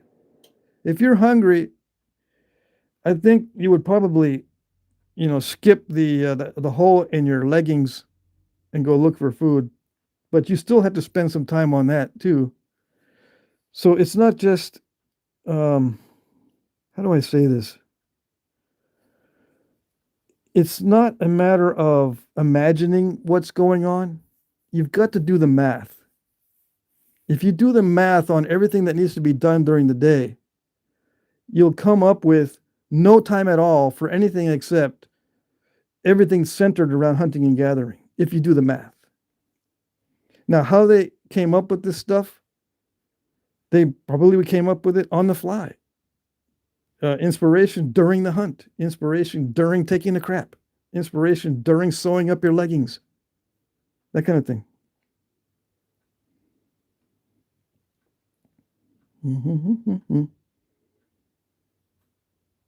You don't have to set aside time for that. It probably just happened during, you can think and do some stuff at the same time.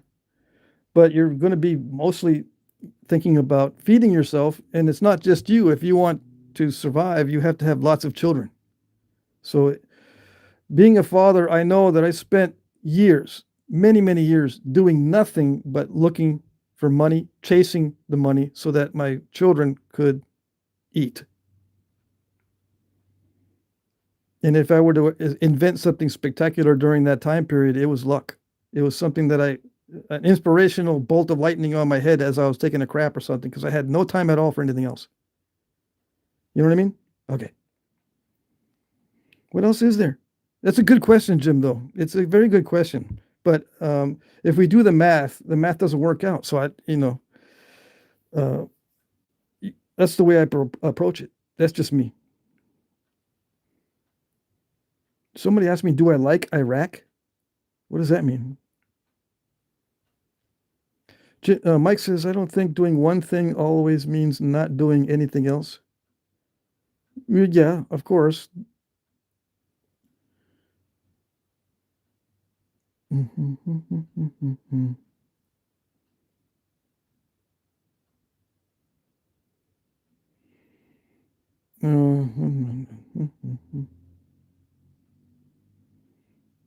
Let's see.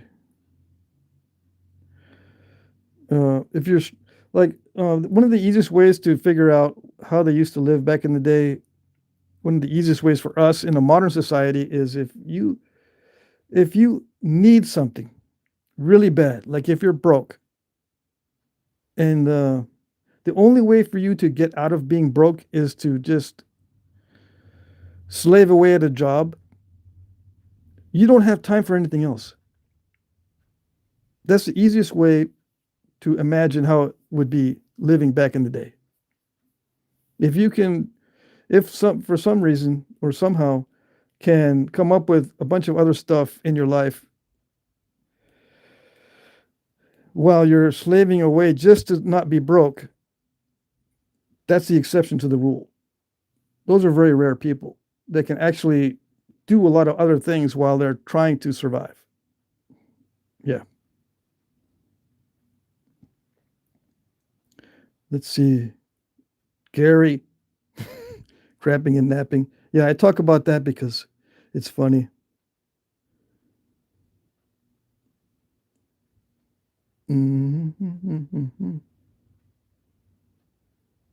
Okay, so I didn't miss much. There's not many people in the chat.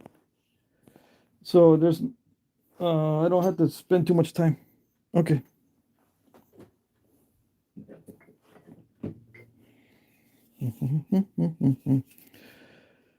I don't have to spend too much time answering the questions. Okay.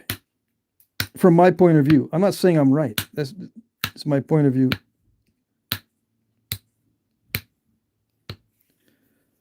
I have done a lot of research, and I tend to spend a lot of time doing research, a little bit more than I should. It interferes with the napping. All my time I spent doing research, it does interfere. And if I had to spend all my time napping in order to make money, there's no way I could do research. Or the research would be incomplete, so it'd be a waste of time. Right?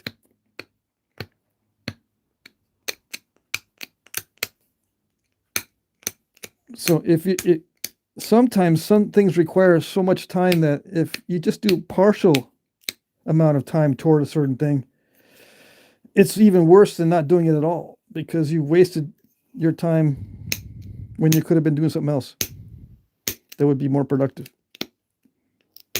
Sometimes doing some stuff on the side actually is worse than not doing stuff on the side at all. Oh, there it goes.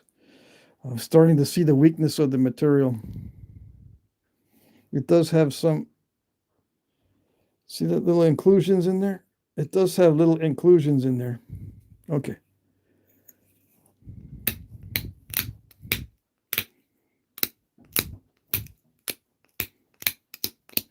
And also, back in the day, if you look at the timelines, how long was the Mesolithic period for human beings? Mesolithic? It was tens of thousands of years of stagnant technology.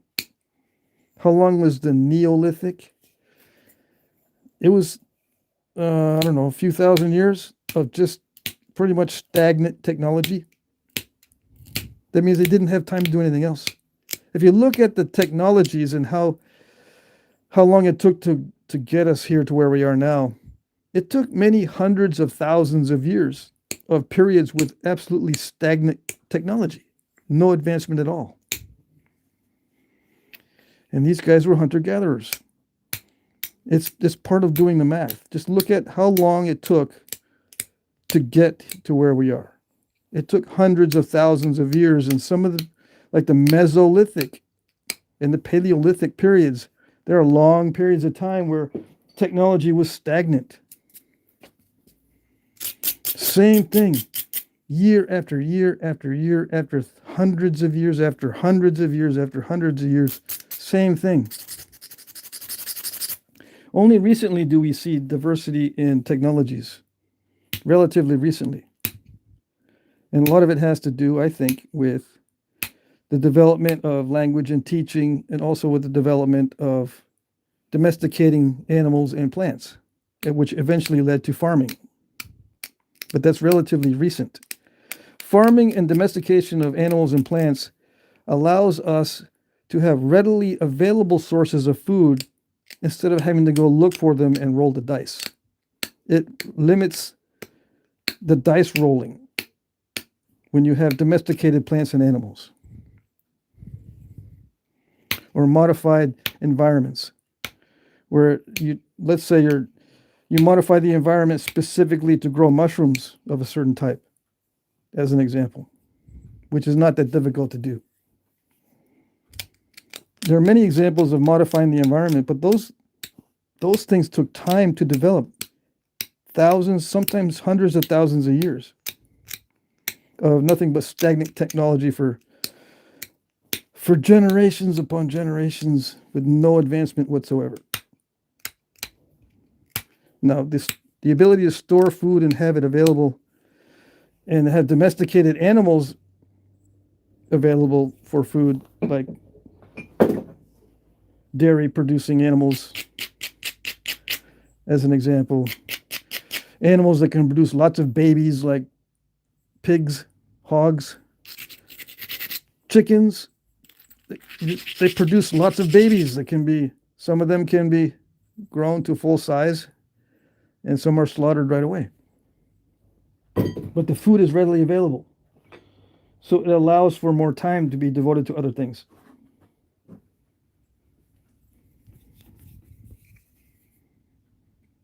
And then they started making the arrowheads out of metals relatively early on. I shouldn't say that. Relatively recently, they switched over to metals because, yeah, they were really good at working stone, but metal was much better.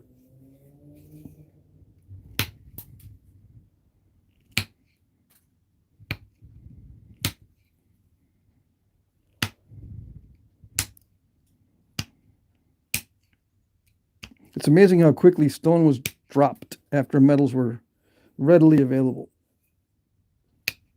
Even though stone can cut really well, especially when butchering.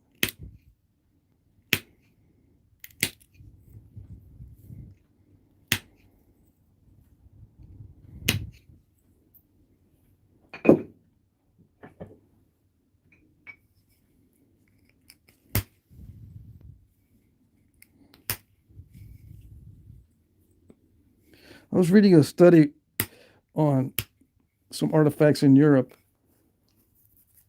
where it's not like in North America where there's there's different points in different layers of the soil as deposits accumulate. There are different point styles in these different layers, but in some places in Europe, there could be a point style down here and then it's replaced by another point style, hundreds of years later, but then it goes back to the same style that it was down here. So the people that were down here making this point survived, but they just went to a different area and then they came back with their same technology. And the distance between those two might be like 1,000 years. So the technology stayed the same for them 1,000 years.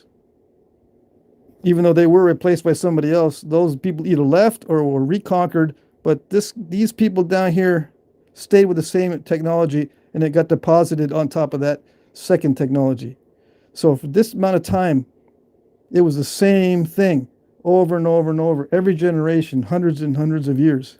But they look different if we look at it the way we do all at once. It looks like they changed their technologies quite a bit when they didn't.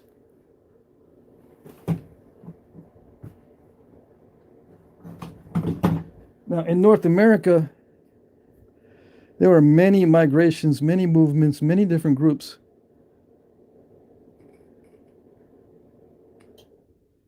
And a lot of these groups died out completely to be replaced or mixed with other groups in North America. There were hundreds of languages at the time of European contact, hundreds of distinct Native American languages. And they would probably all have their own cultural ideas. They borrowed some from other people, but not always.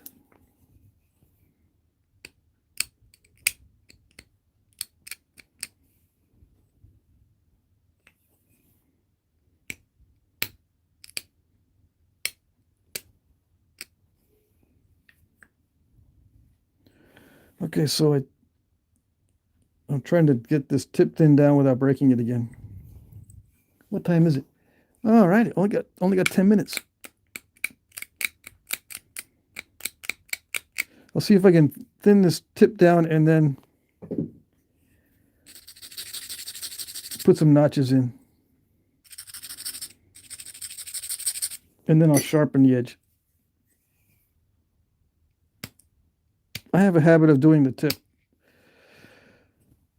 early on because it's kind of exhausting for me, so I'd rather do it now. Although, yeah, I should leave it for the end. If I leave it for the end, if I'm already exhausted, doing this exhausting thing at the end is difficult. More difficult than doing it now, I suppose. Yeah. All right, so let's put some notches in it.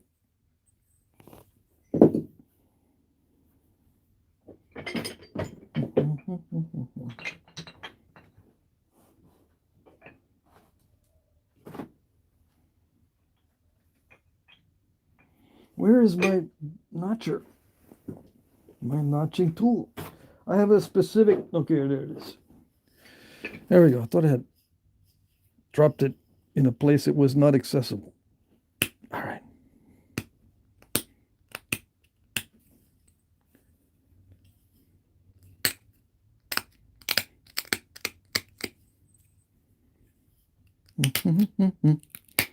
So I'm just going to crunchy crunch the notches.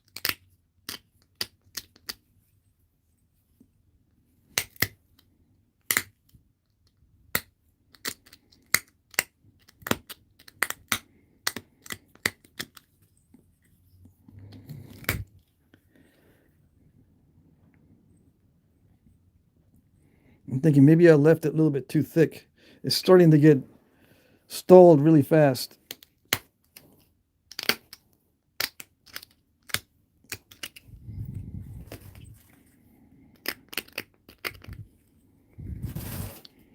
All right, let's see. Okay, That's better. I thought I was going to stall it.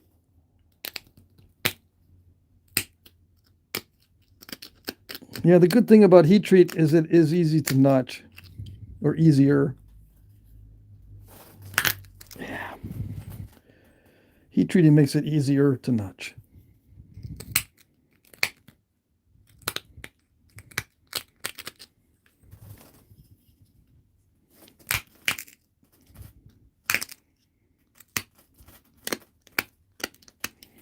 That's good enough for that side.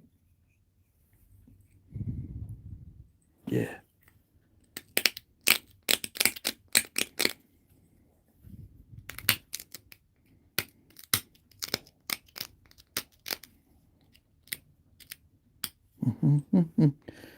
So let's see, what do we got?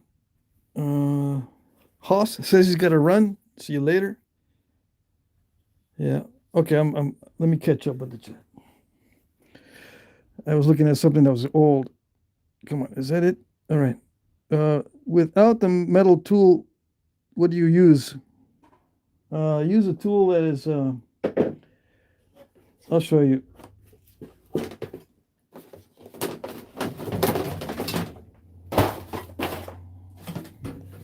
Hold on, I'll show you what I can use that's not metal.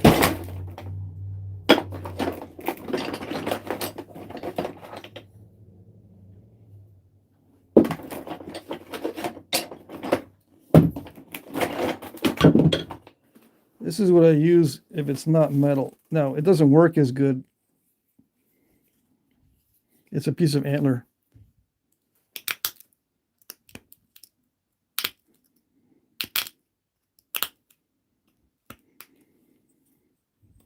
Okay, and it needs to be a little bit more narrow than this.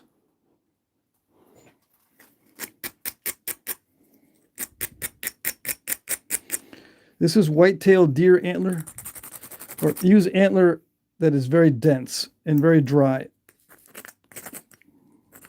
It's from Iowa. Huh, I remembered to write the name. Iowa seems to be good for deer antler.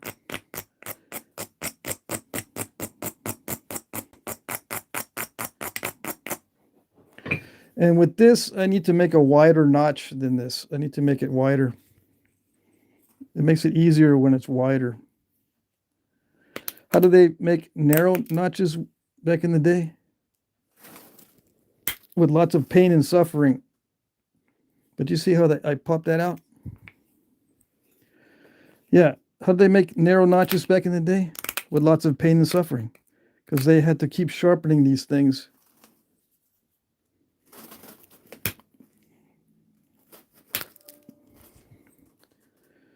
And there's a lot more pressure involved in using this because it's softer.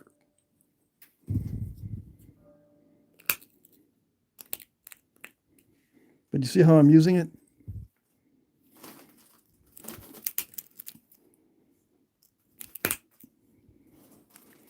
Okay, you see, you get the idea, right? I blew out the side, but it's pretty common on artifacts to see these blowouts on the barb and the ear. With more practice and with a thinner piece, it's easier. But that's how I do it. Okay.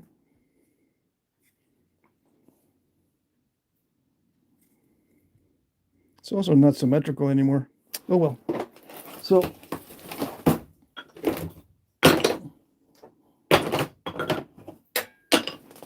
it's just different sizes of this kind of thing. Okay. Just different sizes. For bigger notches, a bigger one of these. For smaller notches, a smaller one of these. It's very simple. Not easy to do, but very simple to imagine. Okay. So let me make it similar. I have to make it symmetrical now.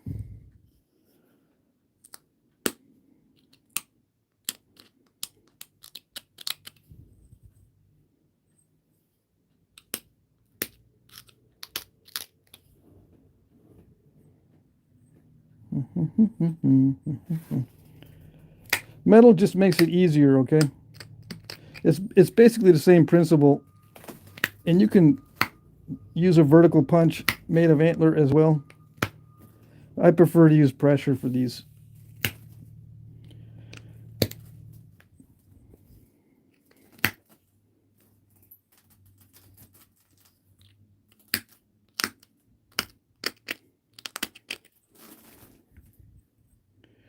All right, still not symmetrical.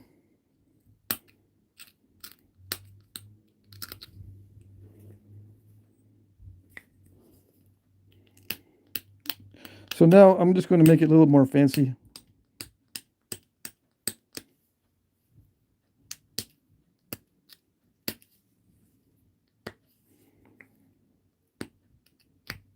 It's got a hole right there. Some kind of defect in the stone. That's not good. It's going to make it risky to shape that area.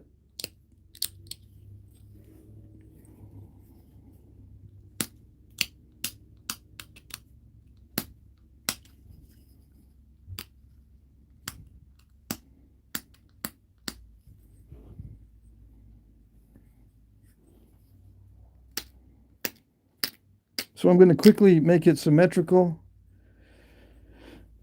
and then I'll finish it out by sharpening it.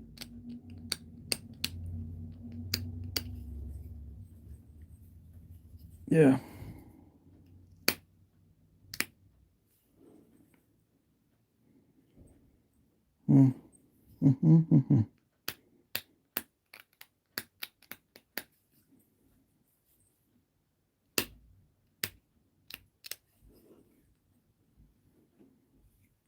Okay, so let's see what I can do.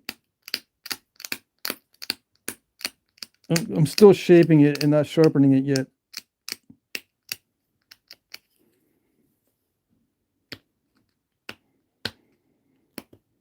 Come on.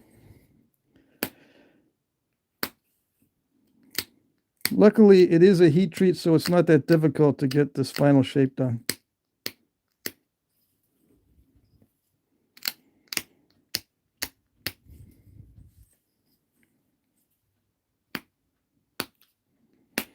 And I'm using the same tool as I use for notching. I could have done the same with this. I could do the same thing with this antler tool.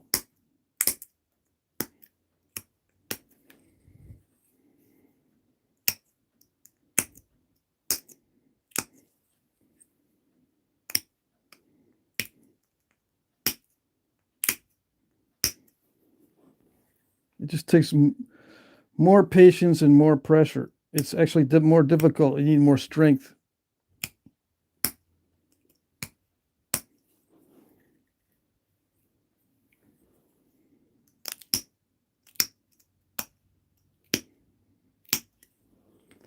And you need to keep checking the antler tool to make sure it doesn't have little bits of stone in there, and make sure it doesn't crack. If it is cracked or if there's stone embedded, you got to fix it.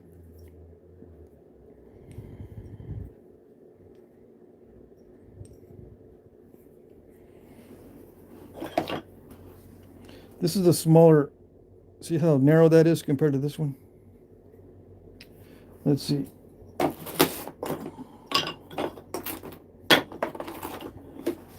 This one is just a regular pressure flaker. It's not for notching, so I can drive flakes with that.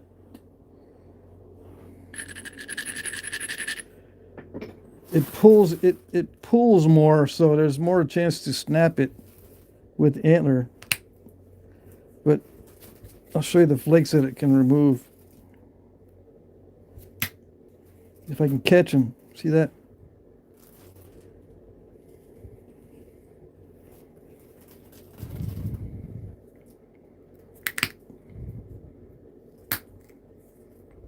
Did I catch it? Yeah. Come on. Oh well, it's hard to look in the viewfinder and do this at the same time. So I end up dropping these things. Is it easier to sharpen it with the antler? No, it's not easier. It just is a different feel. Does it sharpen it better? Sometimes yes, sometimes no. It depends on the toughness of the stone. If the stone is really tough, the antler does not do that well. If it's not very tough like this one, it will sharpen it well. Yeah. If the stone is not really tough, the antler will sharpen it well.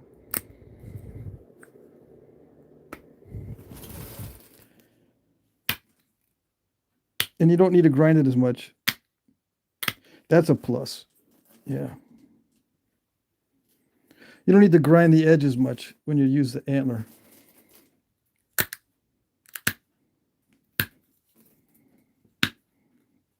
Come on. There it goes. Okay, so it's a similar edge as long as you're using a soft tool. It's similar between this and copper if the copper is soft. Or if you use aluminum, you don't have to use copper.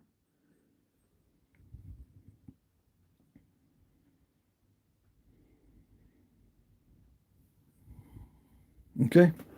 But it's just much easier to use metal. That's why I use metal.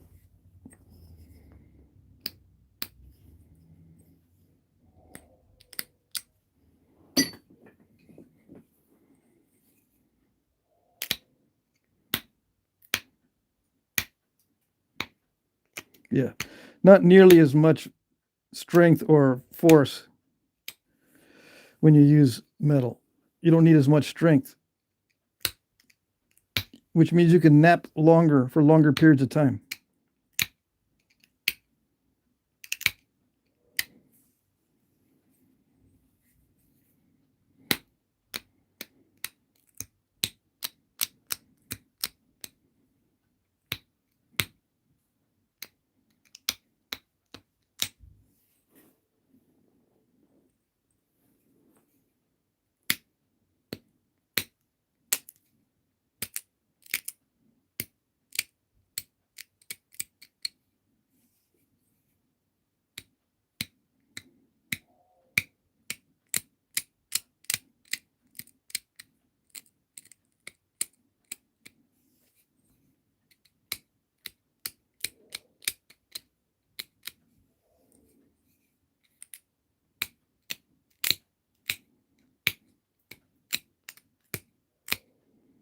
So I'm looking for dull areas. You can kind of tell where they are.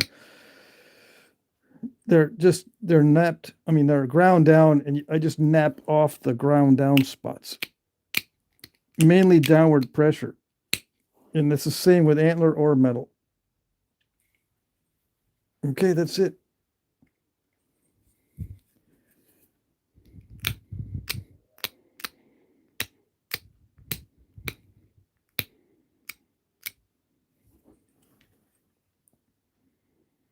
See, I could try to push off. Yeah. I tried to push off a flake from this. It did not work, and I ended up bouncing over to this spot each time. So I'd push on that. It wouldn't do anything, and then I'd hit that. So now I got copper deposited right there. See that? That's what they call a metal mark. Yeah. Let's see if I can get rid of the metal mark. That's also how you can tell if it's modern made or not, because copper will leave metal marks. So even if it looks like an artifact, you can tell it's not because it has metal marks on it. And those metal marks are difficult to remove. Yeah. All right, so that we got some nasty cruddy areas. And as I was grinding off the metal marks, I also hit this area and removed more material. So that's even worse than I thought.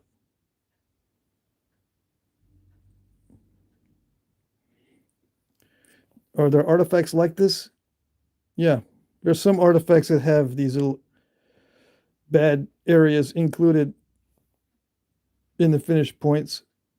But I tried to get the edge as straight as possible. I tried to taper this tip as well as I could and try to get a symmetrical And usually with those things in mind, symmetry, sharpness, and straightness, and as few defects with the flaking as possible, and they sell better. Yeah. With those characteristics. And then, of course, does it fit the haft? Let's see. I have various foreshafts. Let's see which one it fits into. Now, normally, I wouldn't do this. I would make this thin enough to fit into one of these foreshafts. It's too thick for any of these, except for the widest one, which still has a little bit of room. But it would look good in this one. I just got to thin it down more. I'm afraid to thin it because it might break. But all I need to do is thin this down a little bit more and it'll fit in this one. Yeah. See, the wood is as wide as the notch, or as wide as the neck. I can try to take off a flake to make it fit.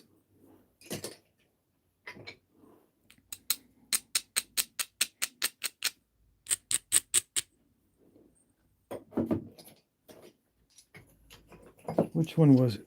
This one? This one?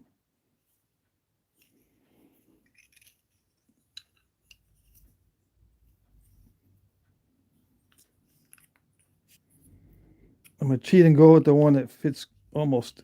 I think it was that one. Okay. Let's see if I can thin it down to fit that in. It's easier to modify the stone than it is to modify the wood, believe it or not.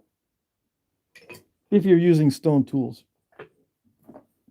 Modern tools, it's easier to modify the wood. All right.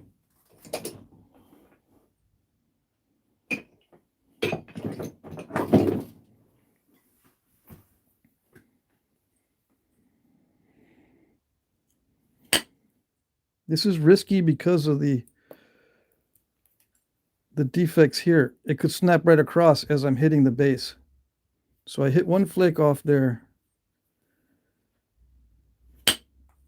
I'm not hitting very hard. Okay, so I thinned it down a little bit. Let's see if that works. Almost. Yeah, I'm afraid to hit it any harder than that. I could take one more flake, but that's usually the last final words. Yeah.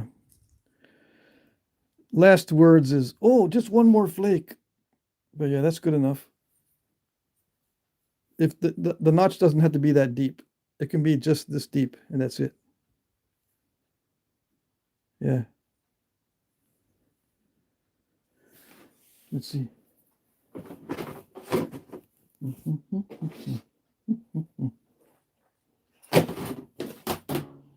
Where is my thread?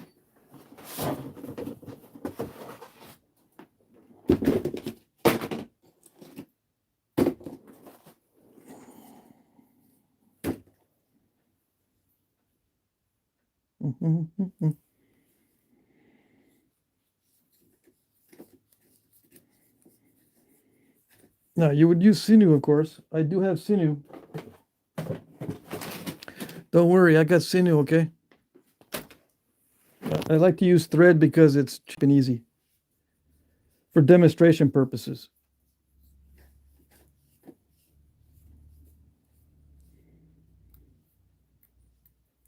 I just want to show you how it looks. Okay. This is not necessarily the technique that they would use because I don't know for sure. I do not know for sure what technique they would use. I'm just using what I would use. Of course, with sinew, not with thread. And you can also use rawhide or plant fiber. It doesn't have to be sinew. But sinew dries flat and tough. And sometimes if it's thick enough, it'll harden up. Of course, also I'm missing the glue. But for demonstration purposes, if you see my previous videos, I skipped the gluing part because it takes too long. And I want to sell this. I don't want glue all over it. You know, I don't want a bunch of pine pitch glue or whatever kind of glue I'm going to use all over the arrowhead. Okay. And with sinew, I would wrap up over the top of the wood. See that? I'm wrapping over the top of the wood. If you use glue, right, you don't have to use glue in some cases, but if you use glue, it'll stick out from the sides and stuff. You'll see the glue oozing out from the sides. But this is how I would wrap it with sinew.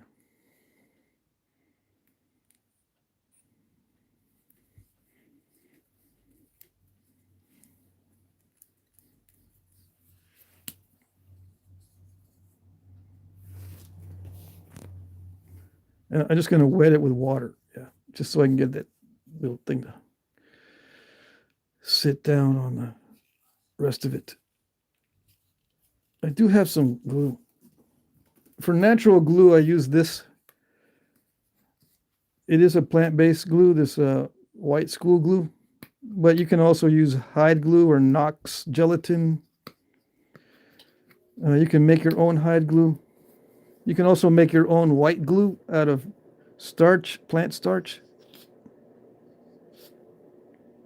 And sometimes saps will work, like a tree sap for this type of water-based glue. Come on. There it is. I think it's partially frozen. And I don't tie off. When I'm using sinew, I don't tie it off at the end. I just smear it with glue and it sticks to itself. So that's how I would haft it. Okay. To a foreshaft. And then from here you can attach it to a ladle dart. You can also use it as a knife, although I've seen other guys try to use these as knives and they don't work that well because I guess it's just too skinny down here. I don't know. But yeah, I would use it as a knife. I'd carry a bunch of these on a hunt, already prepared in a little sack or whatever, and then just reuse the darts. Throw the dart, recover the dart. Maybe the tip is broken. Well, you take that tip off and stick it in your bag and then pull out a fresh tip and stick it on the dart and you'll be able to shoot the dart again. Same with arrows. If these are removable or with a friction fit onto the main shaft, you shoot your darts or your arrows, they hit or miss the targets. You just, if they're damaged, you pop them off the shaft, stick them in your bag, pull out another fresh one and stick them on, and you can reuse it. Easy peasy out in the field, so you don't have to keep hafting and unhafting out in the field. That's the way I would do it. Okay. There you go. That's the end of the stream. I got to go. It's already past 4 o'clock Eastern. Next live stream is Friday from 8 to 10 p.m.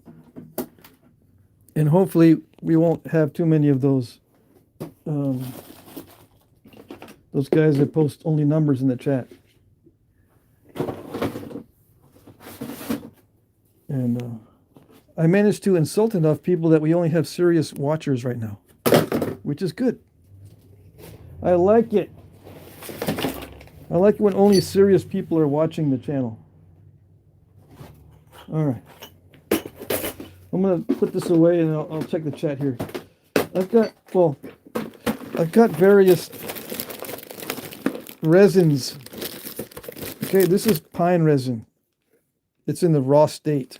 I'm going to do some videos later on refining this down. It's got pieces of bark and stuff in there.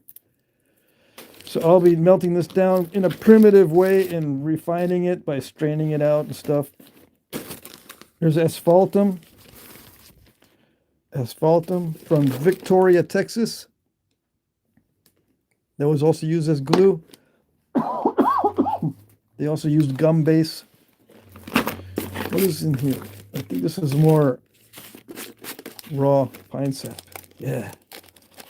This might be spruce. Yeah, so I got lots of stuff I can use for videos in the future. Okay. Let's see. Put this stuff away.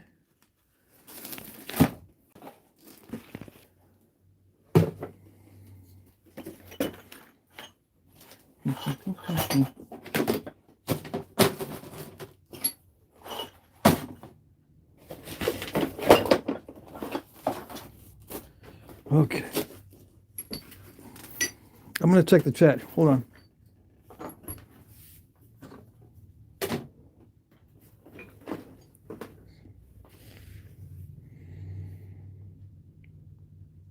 Mike Mason says, do we just call it paycheck to paycheck?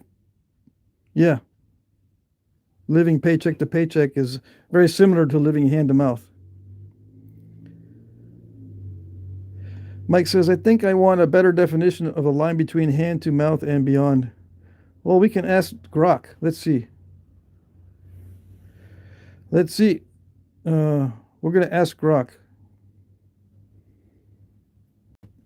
what hand to mouth means.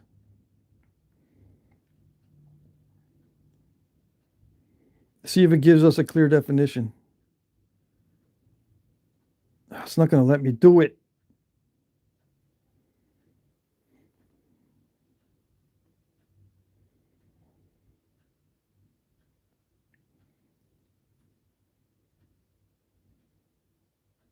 It's not going to let me do it with my new phone. Anyways, if you want a clearer definition, you can ask Grok and then ask me afterwards. After you get your definition from either ChatGPT or Google or Grok, as far as hand-to-mouth existence. And you can even ask about hand-to-mouth existence in the Mesolithic period or Paleolithic or Neolithic periods, or in relation to hunter-gatherers, etc., etc. Where am I?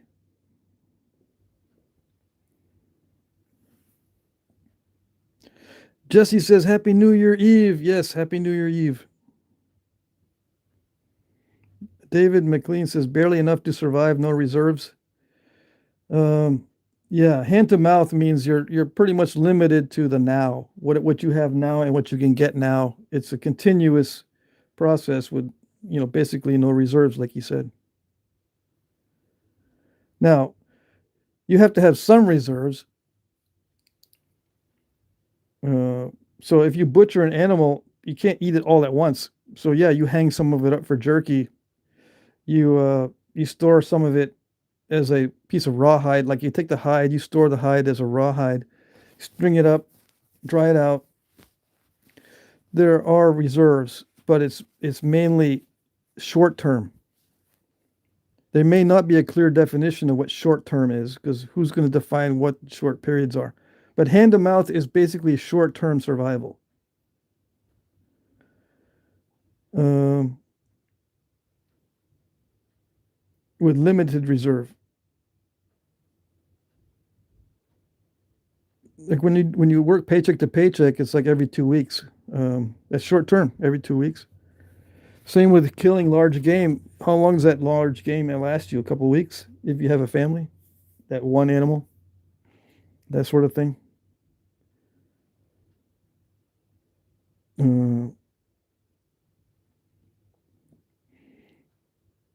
Let's see. Slavery on that scale requires sophistication. I'm arguing that proves that they were not strictly hand-to-mouth cultures.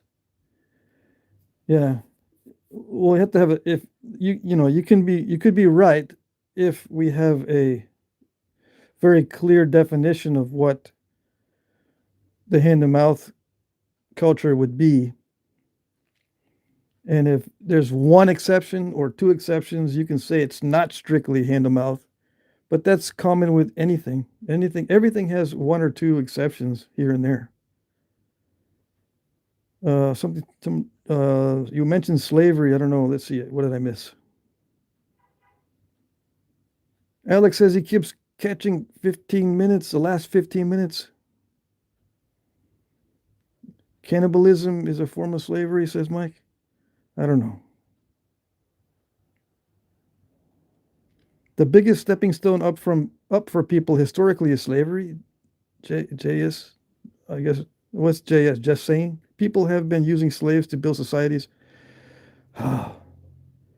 There's a lot of misconceptions around slavery.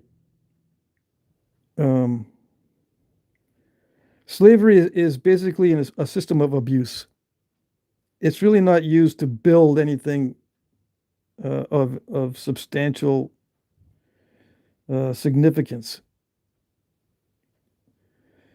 Slavery never works for something that's sophisticated, basically. It works for stuff that people will do under pressure of death or abuse.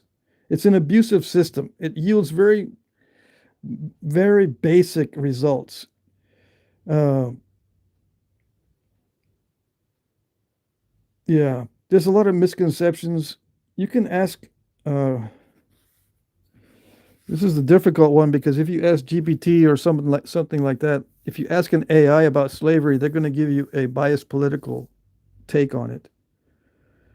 But it's been proven that slavery does not produce awesome results. And there's different types as well, different types of slavery. And I don't want to get into the subject because YouTube doesn't like it. I can understand why. But it's the abuse.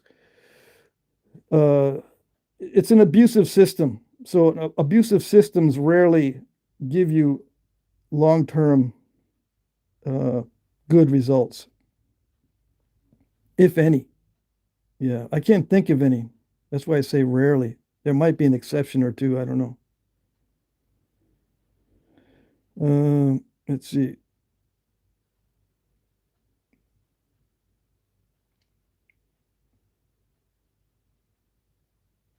Let's see. I don't cut myself very much doing this type of work. Let's see. Ed says, even all that for me, just educational guesses. You weren't there. Yeah. We were not there, so everything's pretty much thought experiments.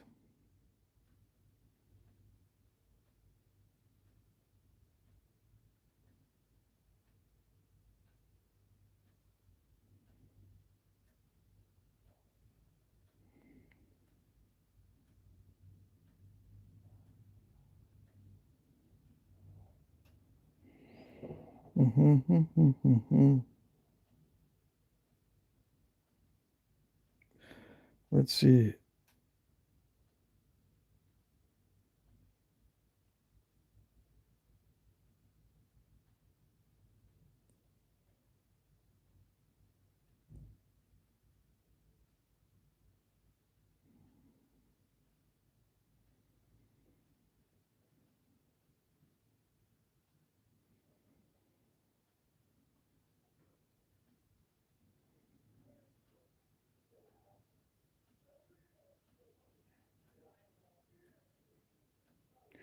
Okay, so I was reading a discussion. Sorry for the pause in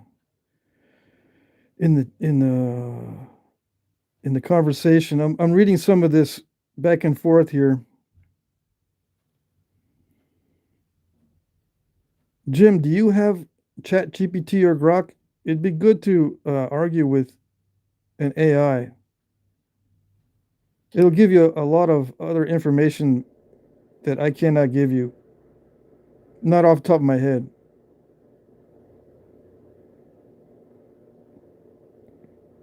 What? Does it happen that the rock breaks? Ask Jitara. Yes, the rock does break sometimes. Yeah.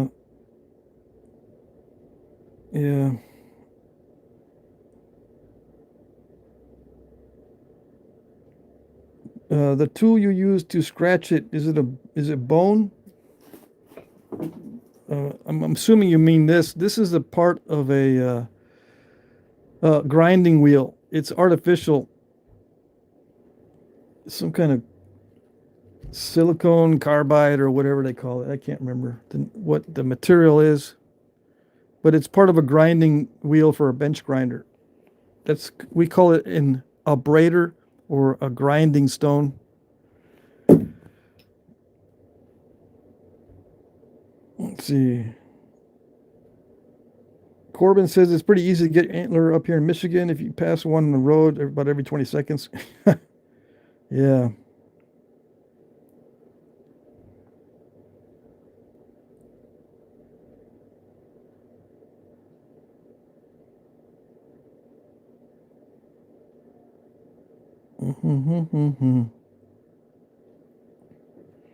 Come on.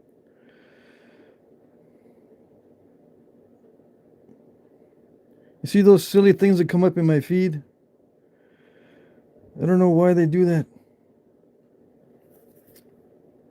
It's based on your preferences, dude. I don't pick videos where people are acting dumb. I mean, maybe sometimes. Now that I think about it. Yeah, I guess I do click on some stuff that's kind of dumb sometimes. Yeah, it's my fault. Let's see.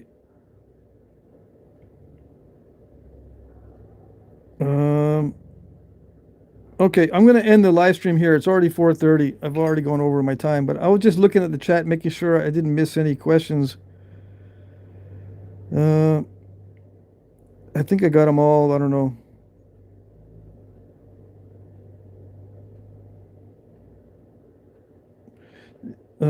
Yeah, AI is not particularly reliable, but it's better as far as sources than I am. It'll give you the sources. If you ask it a question and say, please provide a source, like if you ask ChatGPT or somebody, okay, question, was existence hand-to-mouth in the hunter-gatherer societies?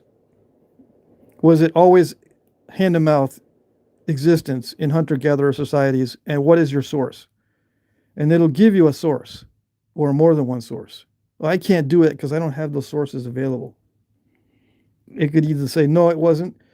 Some hunter-gatherer societies were more advanced and blah, blah, blah, blah, blah. Some incorporated not only nomadic hunting and nomadic herding, but also sedentary lifestyles combined together. And it'll give you the exceptions here and there, right? If they combined lifeways, those are relatively recent. So that's only a small portion of time. So when I make a blanket statement that, hunter-gatherers lived hand-to-mouth, I'm talking about throughout the entire course of history, not just cherry-picking certain time periods. Like if you were to cherry-pick a time period where nomadic hunters also incorporated sedentary practices within their culture from time to time, that's an exception that is recent, fairly recent, and only encompasses a very small percentage of human history. To make a blanket statement that no, it was not hand to mouth because of some small exceptions, you're making a blanket statement that it was not hand to mouth, when clearly throughout most of human history, hunting gathering existences were hand to mouth. But you can argue that with ChatGPT or Grok, and they'll give you sources for you to actually look at, whereas I can't. All right, I think I got the questions. Let's see.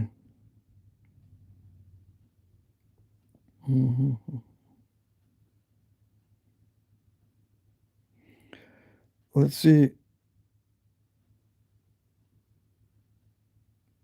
Okay.